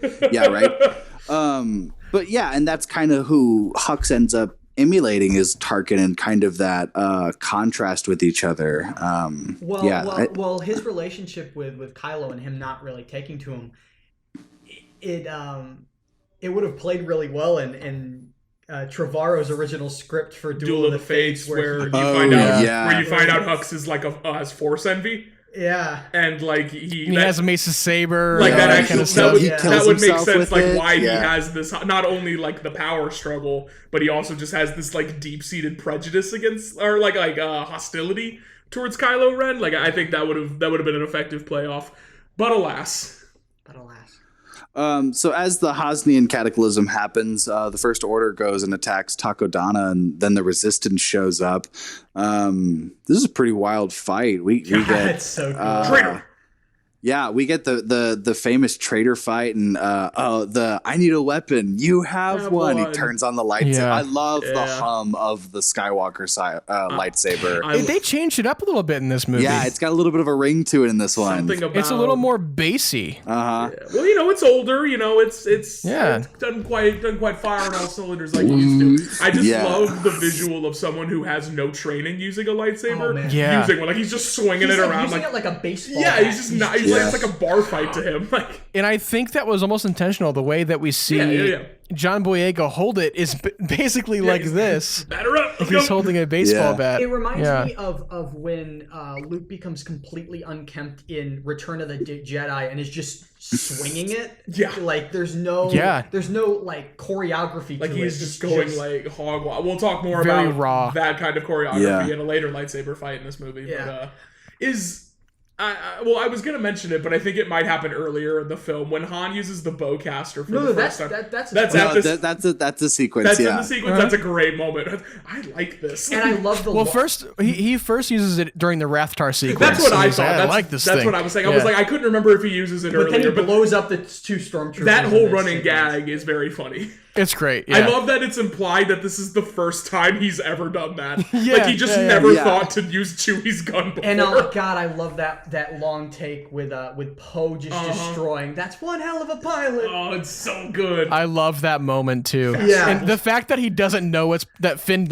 Poe Dameron just wrecking shop up there is crazy too. Yeah, but one thing, kind of before we move forward, one thing I did want to ask was how earned do you guys think that the whole destruction of the Republic and the Hosnian system is? Because I think that, thinking of it now, I'm not sure the emotional weight of that moment is quite as earned as they wanted it to be. I think it should have been like Naboo or Coruscant. There wasn't to me at least, there wasn't enough setup for me to actually feel what they wanted me to feel in that moment. We were familiar with. Exactly. And like if you're not going to give the time to develop this new planet, then just make it Coruscant or whatever, or Naboo or wherever. Like I think that would have felt a little more like, and also if they really want to make a statement that this isn't like the prequels, I think blowing up Coruscant is probably your biggest statement you could make with that. But I think it works as a way to amp up the stakes, but it does not have. I'm not like crying over the loss. They don't explain enough that what Hosnian Prime and the Hosnian system is. You don't really know anything about the Republic in this movie. Yeah, that's very true. That's why you got to go to Bloodline and all those books that explain the state of the galaxy and the Republic at this time. I guess the Republic and the Resistance are two separate entities.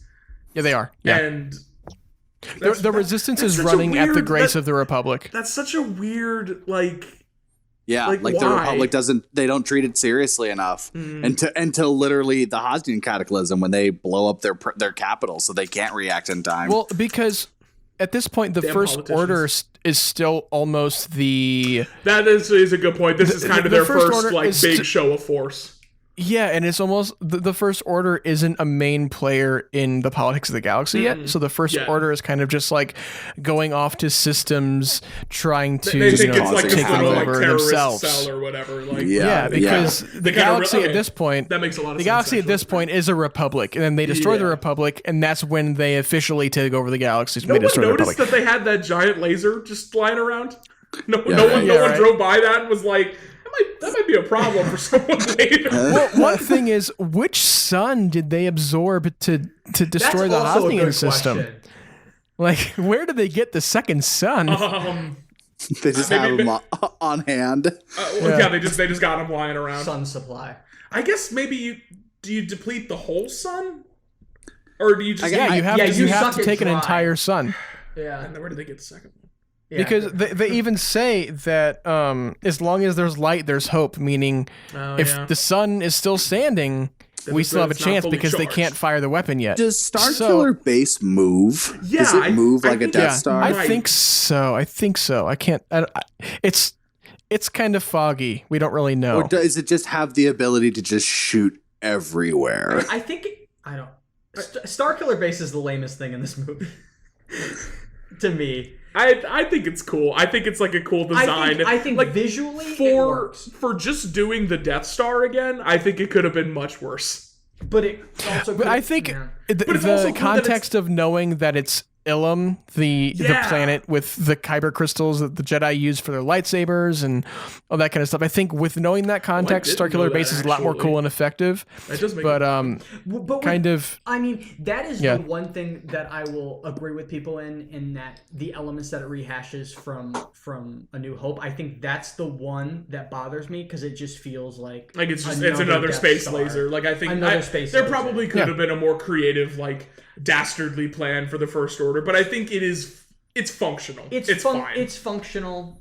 Like it's whatever. Starkiller. It's something people recognize too. It's something people feared before. It's also kind of lame that they wasted the Starkiller name now. So if they ever want to bring in, I don't know his real name, but Starkiller from the Force Unleashed games, if they ever want to make that canon, they have to give him a different name now. Well, I think the reason they used that name is because originally Luke was going to be Luke Starkiller, not Luke Skywalker. Yeah, that makes sense. So I think they were kind of paying homage to that. But kind of moving forward now. Let's jump back actually, and let's talk about. He said, "Fuck you, Braydon." We're going back. All right, fine. Why does everyone want to go back to Jakku? Come on. I want to talk about after the Battle of Takodana when Rey is captured and it forces Han and Finn. That is moving forward. Well, I guess moving forward. Well, we were at Starkiller Base and I want to go back to Battle of Jackson, Takodana. I don't know how to tell you this, but you're being kind of sus right now. Let me lead my show, damn it. When imposter is sus. Boop, boop, boop, boop, boop. Han and Leia, this is I think their two kind of important scenes that they have is obviously their reunion and then right before Han leaves to go to Starkiller Base. I think it's really funny. I love the meme video of it's the interview with JJ and he's like, we really tried to capture that romance and that sense of love that they had between each other, and it cuts and it's him. You changed your hair. I love that. That's very Han Solo though. I feel. Yeah, I agree too. It is a very Han Leia scene where I think it's funny. The two scenes I talk about is, the first one, it's very much it's Han and Leia, that back and forth that they always had to each other. And then it's the second one when he gives her that hug goodbye and he doesn't even say anything. He just hugs her, it's like he knew. He knew what was going to happen, yeah. Yeah, right. And she's I think he knew either Kylo was going to kill him or he was going to have to kill Ben. He knew one of those two things was going to happen. Yeah. Yeah, so and that talking about just kind of talking about, I guess, that, what was your guys' kind of thoughts of seeing the return of Carrie Fisher? And wow, this is before she died too, so this was I didn't recognize her when I first saw her. I guess my brain didn't process. I don't think I'd ever seen Carrie Fisher as like an old woman before, so it kind of threw me off. I was like, but yeah, I mean, for the little she is in this movie, she's really good. Yeah, she's good. She just doesn't really have like a whole lot to like do. So she doesn't do a lot in this movie. Like, I agree. Yeah, I think she's more compelling and interesting in the next one. Absolutely. Yeah. But yeah, for the time she is there, I think she's used very, very effectively. And we talked about this earlier. Kyle said it especially as General Leia Organa is. I think Carrie Fisher does a really good job in this movie. It's showing how much the war has kind of consumed her life. Yeah. How much that she's it's like kind of like, the only thing she really knows how to do is lead. And I think that I think that's a product of Luke and Han both abandoning her. Like she was kind of forced to like take on this leadership role. Well, if you are a Leia stan and you want to know how Leia gets from where she is in Return of the Jedi to The Force Awakens, I highly suggest reading a book called Bloodline by Claudia Gray. It goes into basically Leia's... Yeah, I know you guys aren't going to read it. I was like, you lost me at read a book. I was like... So it basically is a story that goes into Leia's dealings in the politics of the Republic and like how she has to kind of...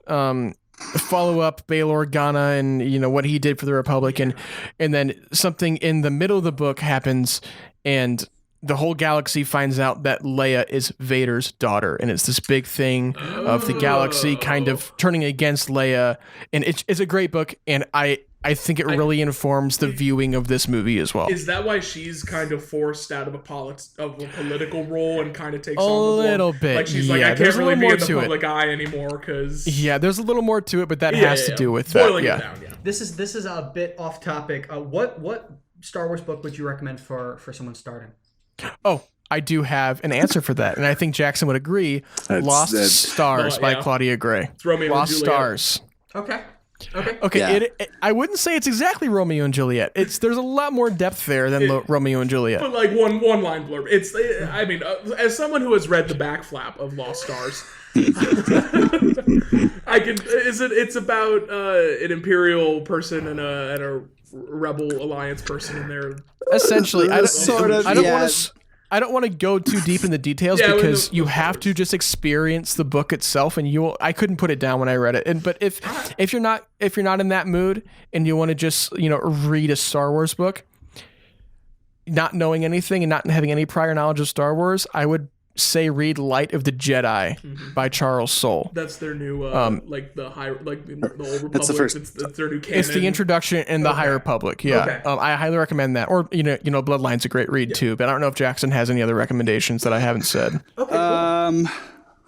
Yeah, I have like tons of lists and stuff set aside. I feel like that's if you're trying to get into like the new canon, I feel like that's a solid first 3 to start off with. Yeah, definitely. Well, cool. Let's jump back to the movie conversation. So Finn, Chewbacca, and Han go to Starkiller Base, and they're gonna go rescue Rey. And before that kind of gets into the guts, there's this scene with Rey and Kylo Ren. It's the first time we meet Kylo Ren unmasked. Oh no, he's hot. I remember sitting next to our friend Nick, and he pulls off the mask, and Nick goes, "Oh, he's cute." He was like, "Oh." I remember watching Force Awakens with our high school principal at the time, Mr. Barry, and I just remember that scene where Kylo Ren takes off his mask. He says, "It's the little emo Jewish boy," and I went, "Whoa!"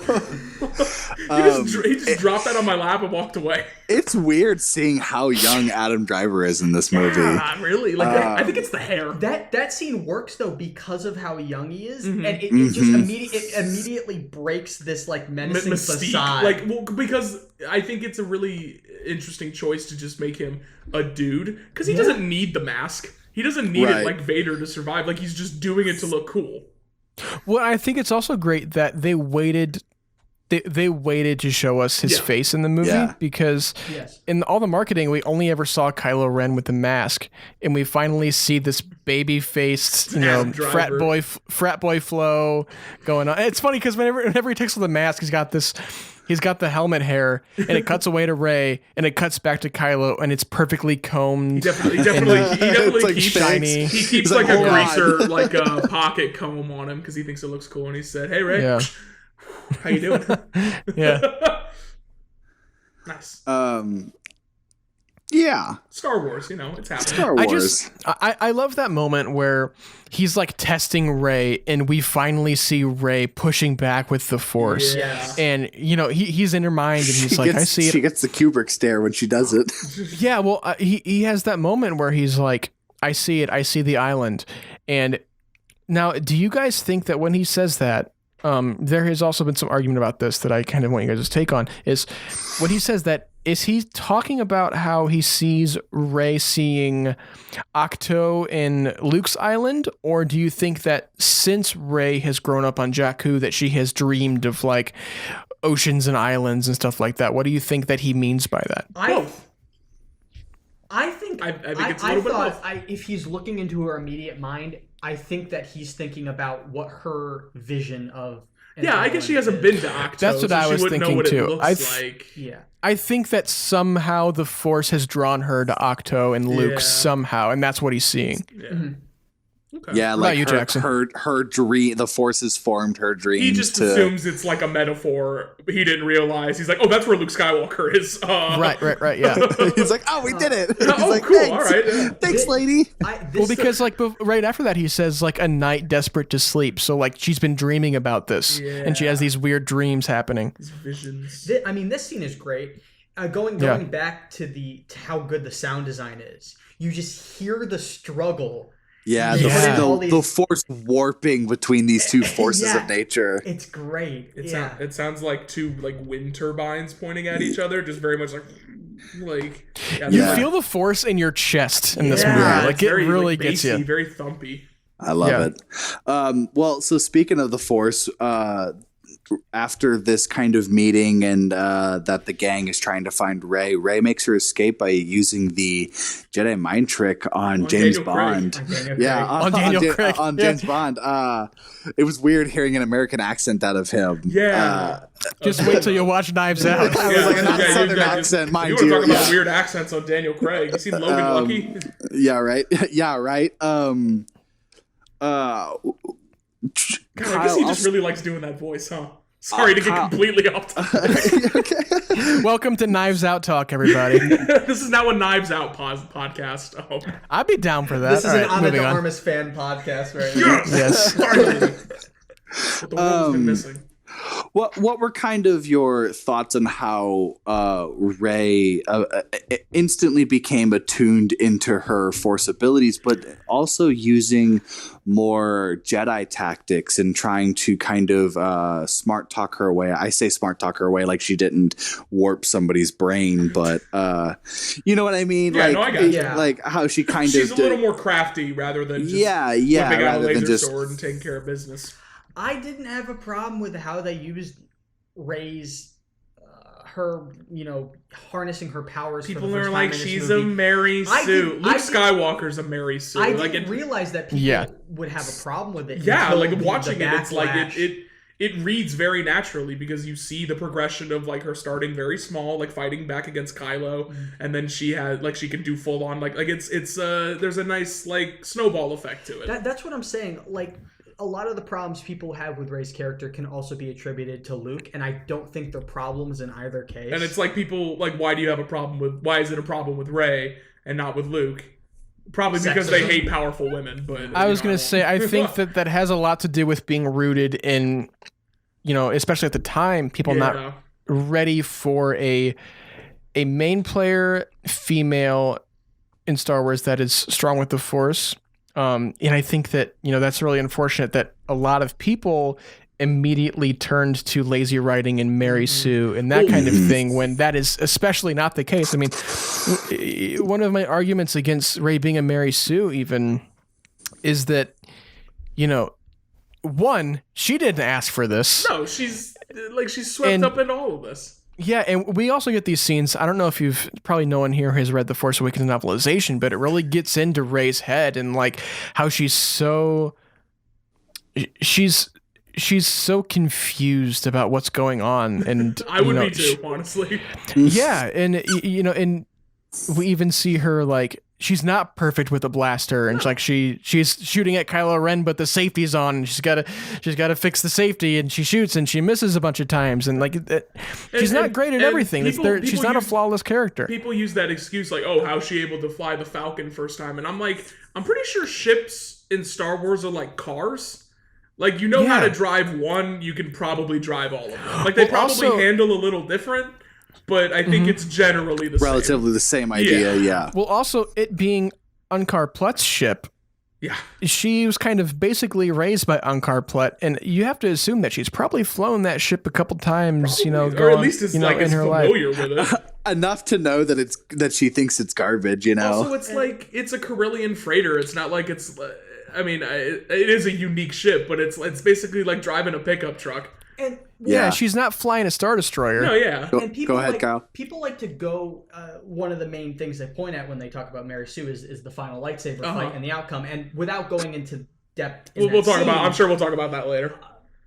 Kylo is already severely weakened by the time that she fights him, and he's clearly unhinged at this point. And why aren't they calling Finn a Mary Sue if he was able to fight off Kylo?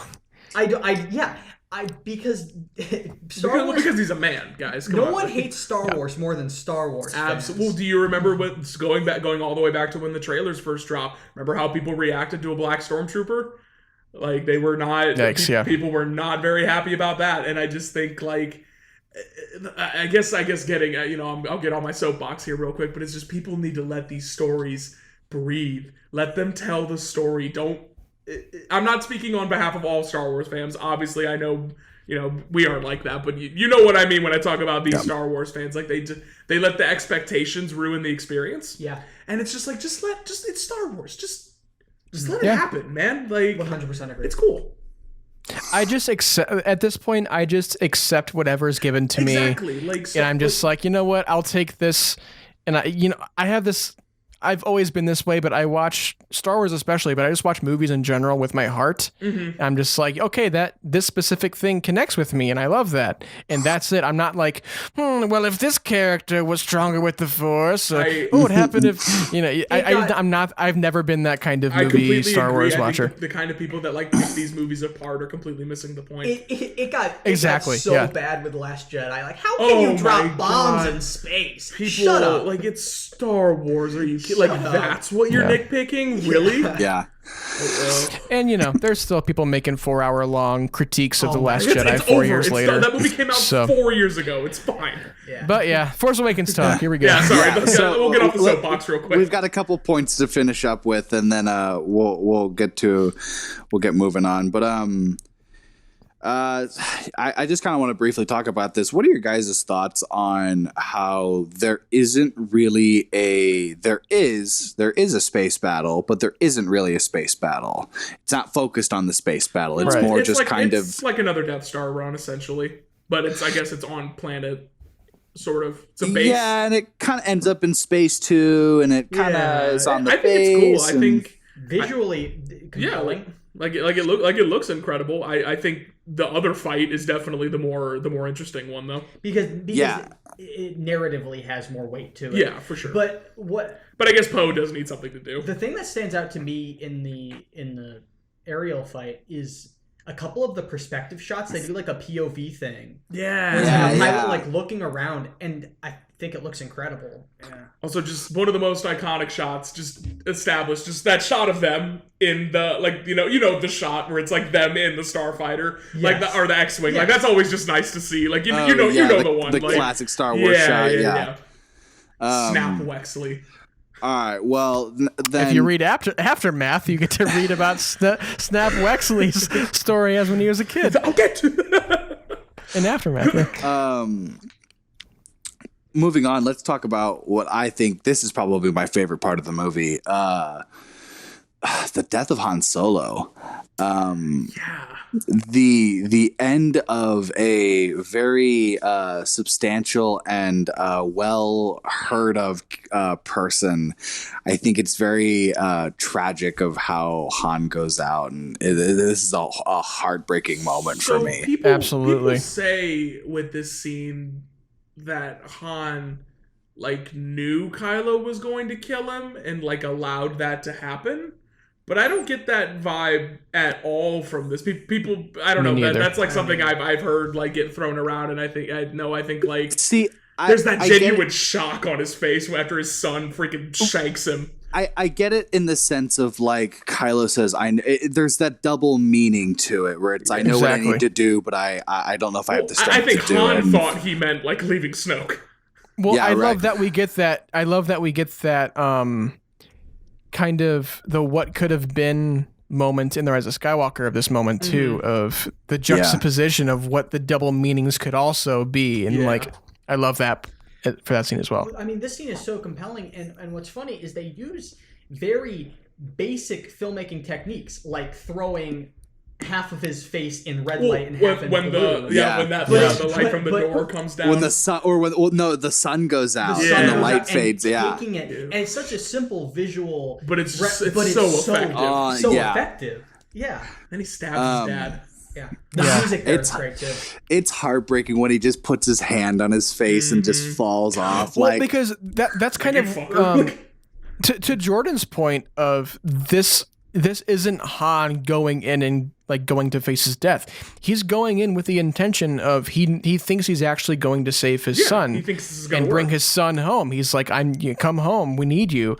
And the face of betrayal that Harrison Ford / Han has whenever the lightsaber ignites and pierces him, and he has that last moment of acceptance of, all right, I guess I was wrong. You didn't have I guess you didn't have it in you after all. And he kind of has the face touch moment is so beautiful, and the fact that was improvised by Harrison Ford makes it that much better. That's heartbreaking. It's such a great moment. Like we talked about later, this is the culmination of his arc, stopping runing. And facing he's the finally problem facing. head on. Well, I mean, I think that's a big payoff. Like literally the Sequavian death gang tells him early, he's like, there's nowhere left for you to go, there's nowhere, like, no one left in the galaxy for you to swindle and stuff like that. I love that line too. You really get the sense that, like, throughout the whole movie, that this is the end of the line for Han Solo. You're a dead man. And I guess this could be a way to segue into the next scene. But I heard that, I mean, they filmed it. I watched the footage. There was originally going to be a speeder chase when they lead Han Solo's death to the to the Force. I'm so glad they didn't do that. Yeah, me too. That would have like ruined the pacing. That would have put the brakes on the movie so quickly to just like go through this 10-minute speeder sequence would have been so much of a bummer. But I also think that leads to it being really funny that Kylo Ren beats them out there. That is true, but I'll take that because for sure. I just think that's funny. So high. That's one of my favorite Kylo lines is when he's standing there and he goes, "We're not done yet." I love it. Starts beating his wound. We talk about that, Chewbacca's bowcaster and how Han loves it because it's so powerful. Imagine how much pain Kylo is in right now being shot with that thing. Shot too. Yeah, like a champ. Speaking of Chewie, like his reaction to Han's death, like that he just lets out that roar and it like breaks my heart. That is all Eunice Suetomo too. Yes. Have you seen the comic at all where it's that scene and it's Chewie and he's aiming down the sights and then like as he's about to it's like got the sights aimed on Kylo's head and all of a sudden flashes of Chewie and like little Ben are like in his head and it's like Ben being like tormented and like just I'm gonna say just like angsty and like all sad. He storms off and Chewie's all sad. Chewie cuts back to when Han dies and Chewie aims down and points at Kylo's like waist. Yeah, Chewie definitely could have gone for the kill shot for sure. Chewie definitely could have popped him in the head. Yeah, no, for sure. 360 no scope that fool. Well, dude, there's Chewie also just jumped off the railing and 360 no scope.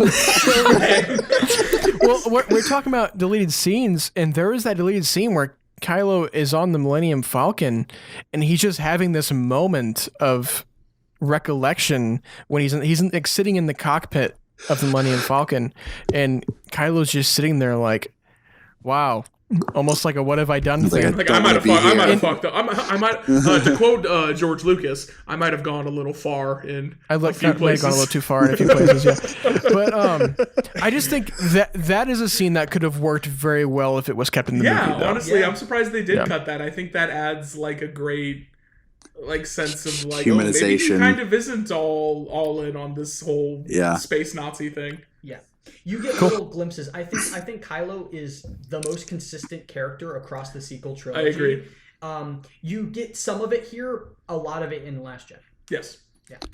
Agreed. Well, let's talk about this final lightsaber fight and kind of the two different sides of how each person. We'll start it with the Finn and Kylo sequence. Well, real quick, I was just gonna say I think this fight, Finn and Kylo and Rey and Kylo, is the best lightsaber fight in this trilogy. I know the Praetorian Guard fight's great, but there's something about this fight that just feels so like there's so much weight to it. It's the perfect balance between like the choreography of the prequels, but there's still like tangibility to it. Like they're like blasting through trees and rocks and stuff, and like Kylo Ren just feels like this like imposing, unstoppable monster.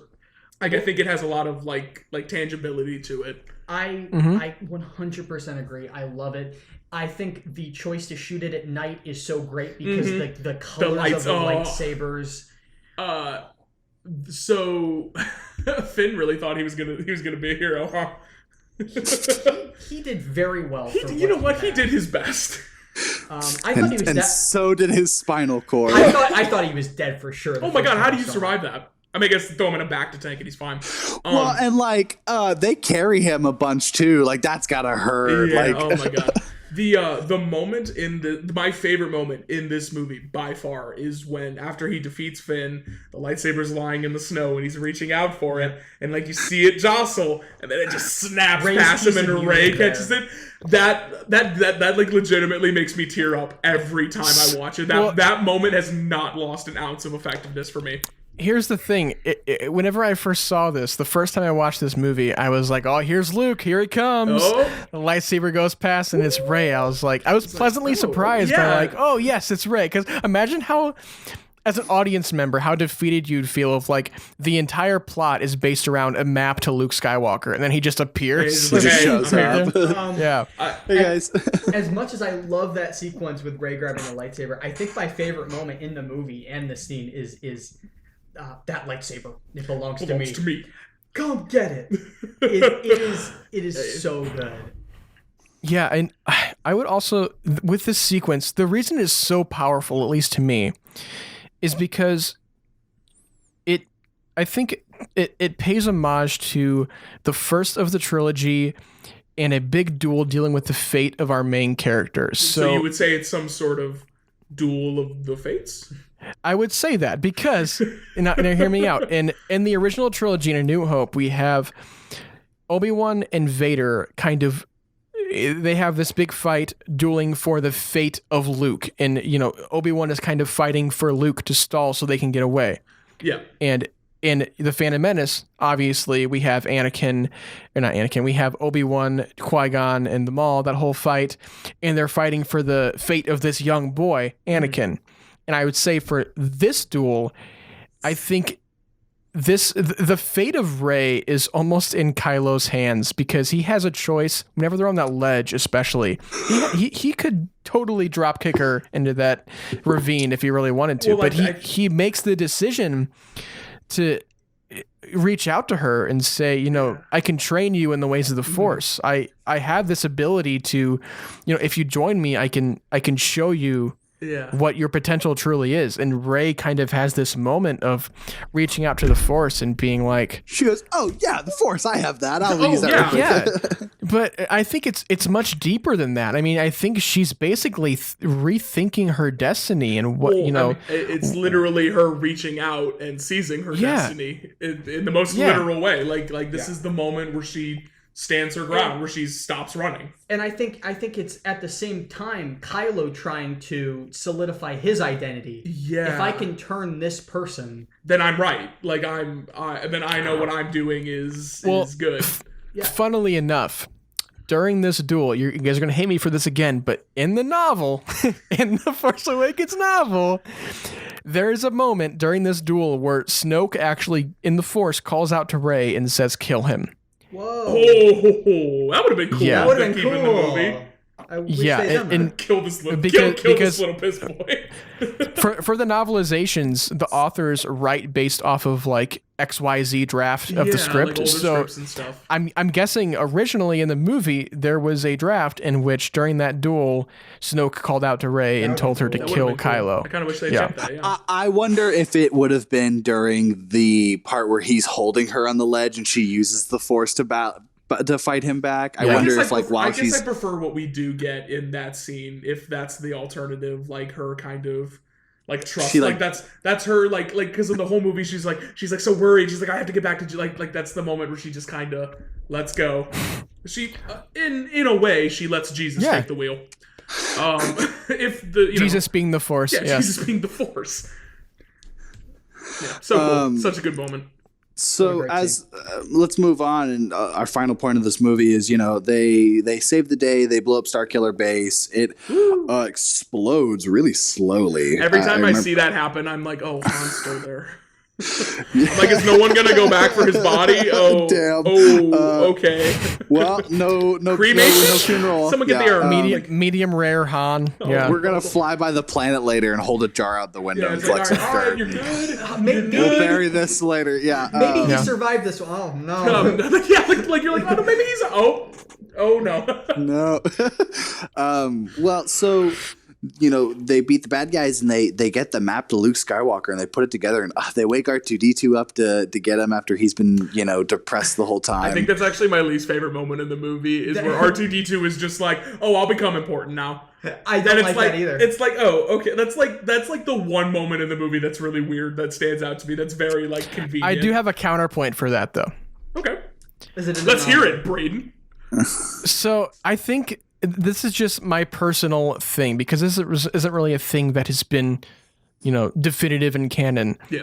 But I think that somehow along the line, somewhere, Luke gave R2 instructions that for when the moment is right, you will power on and give the Resistance my map, but When not they until the figure it moment out is right. Yeah, they have to learn. Then I totally think that is Yeah, like, or it could have even been whenever you're in this XYZ amount of proximity of the remaining piece of the map or whatever. I think that at least to me it doesn't for sure. really. I think that is a really it's not good- that big of a deal. it is a really good reason. It's just like I don't know why that has to be implied. Yeah, You know what I mean? It can Yeah. definitely be It's determined. like why as- can't you just like C-3PO is already dumping exposition on us? Why can't he just add that Yeah. in there? Like I totally understand. I'm totally the nitpicking. critique It's like of that it's just a weird like little Yeah. nitpick. But other than that, like I think this ends really satisfyingly. Well, yeah. So closing up, they leave and Rey goes. They go to Act 2 and we see Luke's Achtu. Act 2. Who are you? Is it Actu? Achtu? What is it? Achtu, yeah. Actu? Luke, Oh, what well. inspired you to put this Act 2 next to the original? Well, Money. so what was your guys' reactions to barely seeing Luke Skywalker in this and seeing a much older Luke Skywalker, Jedi Master Luke I appreciate Skywalker? them holding off on that. I think that's Not a single line. no. He is Yeah, just I very. love It's it. used very effectively. I think. I love the moment they choose to end on. I wish it had been resolved better in Last Jedi, but Where it's a Where he it's- throws the it's a- lightsaber. it's a I like that. I think that's funny. It's Yeah, a, I agree. I remember laughing my ass off the first time I saw that. I was like, okay, again, getting into The Last Jedi, I love Hobo Luke. I think like what they do with his character is incredible. I think he's great Grumpy in that movie. Uncle Luke. Yeah. I do too. But not. But, we'll go back to. but, Force but I Awakens. love that they end this movie without a single piece Like of it's just dialogue. they're again like this movie does a very good job of J.J. Abrams knows when to sit back and let John Williams do his John thing. Williams do the talking. Yeah. Like he knows. Like he's like Absolutely. Yeah. Also, I sorry, completely unrelated. John Williams coming back for Indiana Jones 5. I think that's very exciting. love that. Yeah, yeah. Anyway, moving on. But I think that it was always so funny how Mark Hamill always said whenever this first came out, he thinks that the end of the movie should have been a close-up shot on Luke and Luke going, and then cut to credits. Avengers. I remember him being quoted once saying that was like the easiest $7 million he's ever made as an actor. I was about to say, how much did he make for going in the set and standing? It was like it was like in the million range. It was like around a million. He fell off of that like cliffside too. He fell and got injured during shooting that, and like was out for like a week because he fucking tumbled down the hill. They replaced Mark Hamill like Avril Lavigne. That's awesome. Yeah, but I think that whole last shot of Luke in that moment, and I think in the script it says, she puts the saber out, and it's like a plead, a call for help, and it's just like the promise of an adventure just beginning. Yes, and I think that description of it is so. It makes so much sense, and it's so powerful of Luke, seeing this weapon he hasn't seen in, almost 40 years. He's like, I've had like 2 lightsabers since then. Like, but he has this visible emotional reaction to. Yeah, it looks like he's about to cry. Yeah. Some of the like incredible acting in general. For just like 10 seconds of silence. And of just seeing Rey holding out this. Iconic weapon to Luke as like, please, we need you. Like, come back. They got to bring him out of retirement ends right for there. one last job. I just think that's so great, and just I think it also allows for 2 years of just nonstop speculation. For sure. Which would or like what are Luke's first words and all that kind of fun stuff that we speculated for Last Jedi too. What about you, Jackson? What do you kind of think of the ending of this movie? You kind of said it with Rey and how just it's her face of just like the pure need, the pleading that she's having. Just just sitting there handing this lightsaber and Luke Skywalker just almost like perplexed, not of the sense of this girl is here but this girl is here with my lightsaber. Like this girl is here like, I not only my lightsaber, but the lightsaber I lost with my hand that one time. Like when my light's turning point. He didn't happen to have that. Did you know? Like pops his off. Like, finally. Just like it's like all like rotted. It's just like looking for that. Like Rey's like, Well, actually, kind of a fun fact: the original opening of this movie was the lightsaber with the hand still attached. I knew that was rolling through space. Oh my god! And the hand kind of like disintegrates off the lightsaber, and the lightsaber falls and flips, and we follow it all the way down to the ground of Jakku, and then it just continues on as usual. But I think that would have been a really interesting way to open this movie as well. I think going all the way back, the opening shot's incredible with the ship Star and the Destroyer moon encompassing the planet and everything. But yeah, for sure. It's a pretty good movie, I would say, all in all. Very cool. Well, cool. Let's kind of move on to our next little section. This movie's got a lot of... I think this movie does a really good job at keeping the classic Star Wars style of quips, just kind of quick little easy banter and whatnot. Kyle, I'm going to start with you. What are some of your favorite quotes from this movie? Anything Harrison Ford says. Agreed. Yeah. All of his jokes hit so hard. I do every time. People are like, that's not how the Force works. I actually think the line after that is funnier, where Chewie growls and go, "Oh, really? You're cold?" I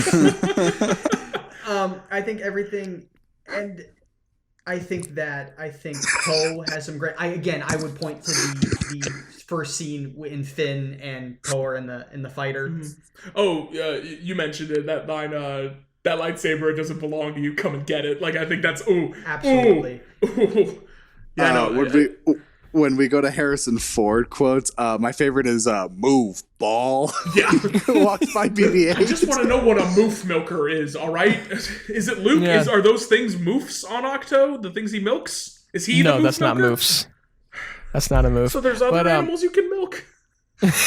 There's tons of animals you can milk. He's sitting there like milking the poor. I'm an animal, trying Jackson. to milk Can everything. you milk me? I can actually. All right, hit me up after this. Braydon, what are some of your favorite quotes? That's one hell of a pilot. I love that line. Yes. The garbage will do. Great line. I love that line. Garbage. What's the Who third talks one? first? You talk first. I talk first. I love that line. I love the whenever they're like talking to Captain Phasma, and he's like, I'm gonna shoot the bucket off your head or whatever. He's like, I'm in charge now, Phasma. I'm in charge. And Han's like talking about bring it down. He's like, Bring it down. Bring it down. Han has I that love great that line. line. He's like, got a garbage chute, trash compactor. He Yeah, gets we real do. excited. I guess this isn't technically a quote, but the joke that works best for me is the lighter coming out of BB-8. Oh, yeah. It's so funny. That gag is great. It's such a great visual gag. Yeah. I think for me, a couple quotes. I'll show you the dark side by Kylo Ren in the beginning. That's a good one. That's a good classic. I think my favorite line from this movie, and it's probably my favorite solely because of how it's acted and just kind of the weight of it all. It's when Finn tells Rey that he's not Resistance, and he's I'm not Resistance. I'm not a hero.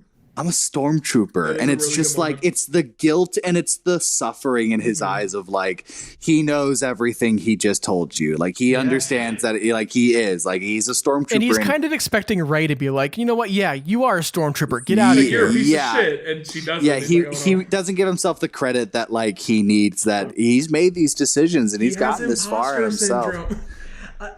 Another quote that's fantastic is I know what I have to do, but I don't know if I have the strength. Yeah, absolutely. That whole exchange between him and Han, I think, is really good. Take off that mask. You don't need it.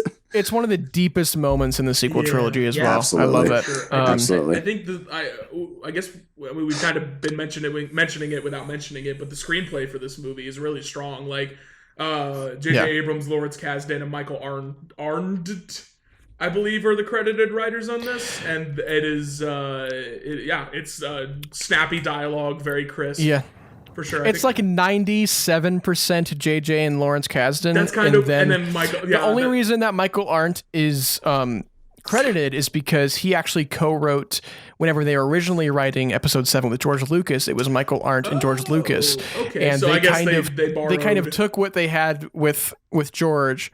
Kind of took the basic skeleton of it and ran with it that way. So that's why Michael Arndt has writing credits for this movie. That's cool. Yeah. Well, cool. Let's kind of finish up with these other final topics. I wanted to ask you guys what your favorite performances in this, because when I was making this rundown, I really couldn't decide a standout performance because everybody really gives their 100% in this, and everybody really sells their character to introduce us to this new trilogy. So yeah, I ask you guys, what is a standout performance to you in this movie? I think it's Harrison Ford. Is it Harrison for you? Kyle, Kyle, what about you? I think it's John Boyega. That's fair. He played seeing his escalation where he's kind of like panicky in like his desperation to get away from the First Order, which kind of gradually turns more dramatic. His delivery of every line is just stellar. I'll shout out Adam Driver too, who is great in this. He's great. I think he excels more in Last Jedi. He gives the better performance than the next one, but yes, I think Daisy Ridley shines really bright in this one. I was going to say Daisy Ridley is a superstar in this movie. She is so good. Just sells it all. Yeah. Yes, absolutely. And especially with the knowledge of knowing that she has never been on a studio film before this, speaks volumes to her talent and just. Yeah, her performance of Rey is one of my favorites of all time in the Star Wars saga. She brings a vulnerability and a physicality, kind of this it's like childlike wonder, this like naivete, like it's infectious. It's charming. I think we need to give at least a little bit of props to Yonesu Tomo, who plays Chewbacca. Yes, 90% of the time in this movie, and the way he's able to encapsulate Peter Mayhew's performance from the original trilogy is so great. And I think that Chewbacca wouldn't feel as genuine as if we didn't have Peter Mayhew at the helm guiding Yonesu Tomo towards the Chewbacca thing. That's another great quote. Yeah, you must have been very brave, and him just doing his. He's like, Han Solo wasn't he a war hero? No, the smuggler. I love the Mascanata line. I like Where's that my movie. boyfriend? Yeah. I want to know that. Where's that movie? I want to see a rom-com with Chewie and Mascanata. Make it happen, Bob Iger. Honestly, that would be kind of fun. Bob, I know you're listening right now. I know you can hear me. You make that happen, all right? Tell me who I got to get on the phone. Uncle Bob Iger. Yeah. good old Daddy Bob. So, moving on, let's talk about these are final kind of points that we got to talk about. Let's discuss kind of the themes in this movie. I think, just in Star Wars in general, destiny and just kind of the path you're on is, dependent on the choices you make.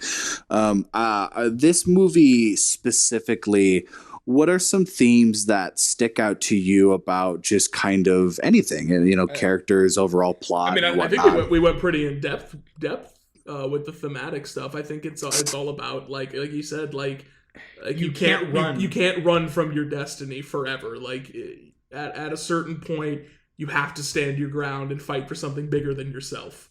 And I think that is kind of the main theme that is at the core of this movie. And like Braydon, I'm pretty sure you're the one who said like belonging to, like figuring out where you fit in the larger world. Mm-hmm. I think you make a great point. This is very much a coming of age story, I think, for most of the characters involved.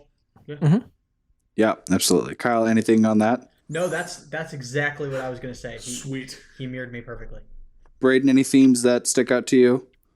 Yeah, I think this is kind of the beginning of this theme in the sequel trilogy about the choices you make and how that affects your future and your destiny, and the importance of those choices and what those choices mean to the people around you. And I think that's just super important to realize, and of what JJ and Lawrence are trying to tell us and teach us is that it doesn't always matter where you came from or how you came to be. It matters where you are going, and what you do with what you have, and how you're able to have an impact. Like every day is the first day of the rest of your life and stuff. Like these characters are all presented with an opportunity to like do something, like something important, and you either take those opportunities and run with them, or you see the opportunity and be like, I don't know if I can do that, and then you just don't. For sure. I feel like that kind of draws an interesting parallel between Kylo and the other characters. Kylo is very much someone who embraces being something he's not, and I think that's why he has that turmoil, is because he's not only running from his destiny, he is like full on like beelining it in the other direction. And I think that's kind of where that's where the theme like ties into his kind of struggle and torment and stuff. And he's very stuck in the past with Vader, and it's very nostalgic, this guy. Yeah, for sure. Probably listens to like LMFAO. He's stuck in his ways. I hate that. All right. Well, speaking of music, on our final point, John Williams doesn't stop. Every day. I hate that. John Williams doesn't miss in this one. So good. So I think this might be my favorite score of the sequel trilogy. I love the sound of the sequel trilogy. I love the other scores. John Williams always knows what he's doing, but I just I don't disagree. I just think that's an awesome take. I love that. Something about this score, like it's all the new themes and everything. It's certainly my favorite of the. And it's just like, it gets you pumped. Yeah, I love that Rey and Kylo have distinctive themes. I think of the themes, Jordan, what are your favorites? I'd say Rey's theme is probably my favorite. I mean, like I said, the Kylo Ren theme is really good.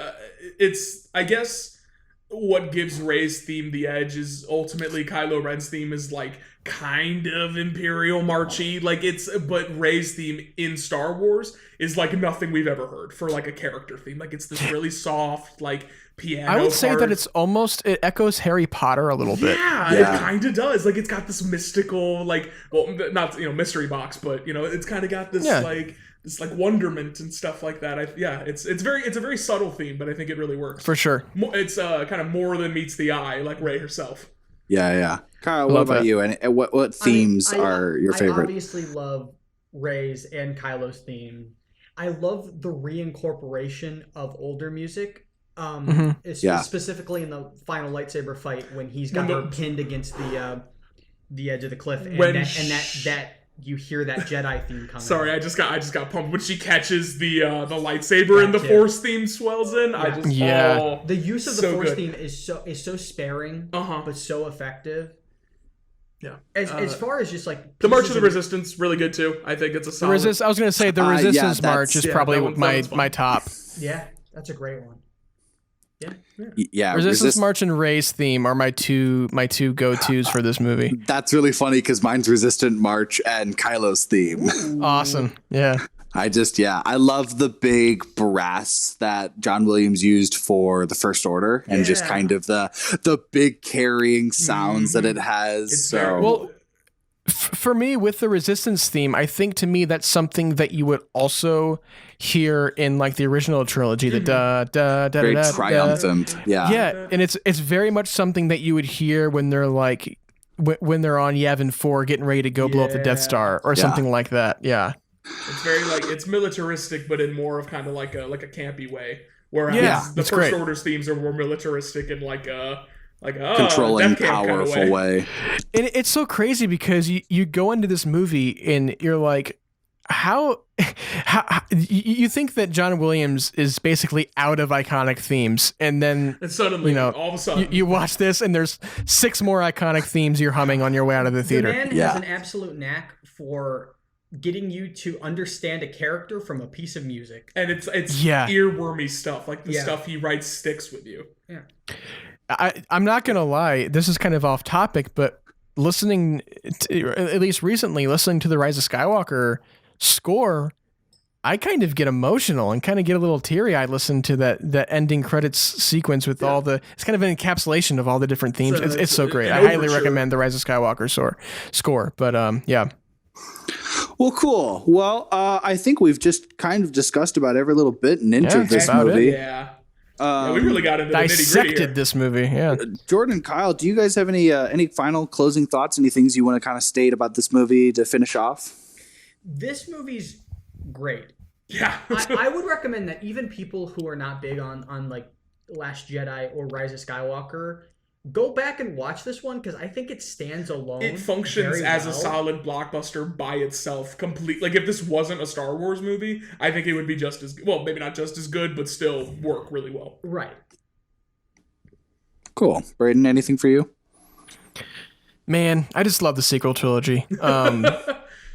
I think that with this film, you can't help, like we were saying earlier, Jackson, you can't help but just watch it and have a blast. Like it's just so much fun to watch. Yeah. And it just takes you on such a wonderful adventure, and it clues you into these characters, and you get the jokes along the way, and you experience every emotion there is to feel when you're watching this movie. I think that's what's so great about it. That's a very terrific foundation for the trilogy to build off of, I think. Yeah, for sure. But yeah, I've always had a very soft spot in my heart for this movie, because I remember spending at least 2 years speculating and researching the production of this movie. And I remember the moment I finally watched it, it was like surreal. I think us all being nerds around 2015 would, like, this movie is, I think, always going to hold like a special place, and like this is, it kind of is our generation Star Wars. Yeah. Like this, I think this movie is, like, looking back, like it's always going to hold a special place in our hearts. Yeah, I agree. And it's a great movie on top of that. That's why I kept the ticket for this one. Yeah. I knew that it was monumental. Yeah, absolutely. It's nostalgia on top of nostalgia. It's nostalgiaception. Well, cool. Guys, I can't thank you enough for joining and hanging out with us. Thank you guys for having us. It was a blast. If you guys want to share your personal socials, Jordan, I'll start with you, and then Kyle, and then you guys can do the Cinema Shakedown one. Sounds good. You can follow... Go ahead. So I was just going to say, Jordan, where can they find you? You can follow me personally on Twitter at @the_fatman99 and on Letterboxd at my name, Jordan Dennis. You can follow me on Twitter and Letterboxd at Kyle Krieghbaum. That's KRIEGHBAUM for my last name. It's strange. And if you were ever so inclined, you can check out our podcast, Cinema Shakedown. Basically, every week we something film, new movies, pick a topic or something. We basically just discuss movies we love, movies we hate. It's a grab bag, you know, but it's a lot of fun. We actually had Jackson on a recent episode, so yeah, a little bit of crossover potential here. I think. What is this? A crossover episode? Like, you can find our podcast. You can follow it on Twitter at Cinema Shakedown and Instagram at Cinema Shakedown. And you can give us a listen on Spotify and Anchor. Are we on Apple? We're not on Apple. Apple, you have to distribute separately. Screw you, Steve Jobs. That's my big takeaway from the film. Braydon, where can they find you on socials? As always, you can always find me on Instagram at braydonleadbetter and on Twitter at braydathlon. I would plug my Letterboxd, but I'm ashamed of the movies I watched, so I never plug. I'm gonna find it. Do it! I dare you. Do it. That's awesome. Well, you can find me on Twitter at Quackson. That's QUACKSON_scaling, like the triangle.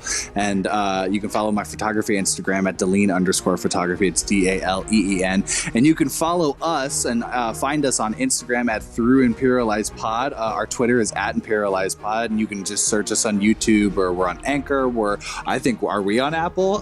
We are on Apple. Yeah, most of our listeners. Bad bougie over here.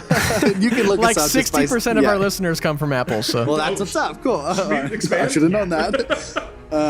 Well, you can just search us up by looking for Through Imperialized Podcast. Thank you for listening again, as always. If you ever want to send us any questions, if you ever want to give us a review, please. We'd love to hear that. Yeah, don't be shy. Don't be shy. Come on. Don't bite. Come on, we'll talk. We'll hang out. Yeah, absolutely. Guys, again, one more time, thank you very much for coming and hang out. I'm glad you guys were able to come and hang out. Thank you so much for having us. I will always go to bat for the Force Awakens, man, so I appreciate the invitation. That's awesome. I love it. Well, join us next week for our main show, Through Imperial Eyes, where we just talk about Star Wars nudes. Star Wars nudes. That's why Leia had to leave the New Republic. Her nudes leaked online. Yeah, check us out and hang out, and you can join us Come next on, week. Jackson, we're running out of theme music. It's about to end. Come on. Imperial Eyes, through Imperial Cantina, where we will be reviewing The Last Jedi. Until then... No, the Rogue One is next. The Rogue One is next. Why is Rogue One next? Why aren't we doing the... Because we're doing release order. Okay, then Rogue One's next. Yeah, thank you for joining. May the Force be with you. This ending was a mess. All right, goodbye. I was doing good, though. No, you weren't.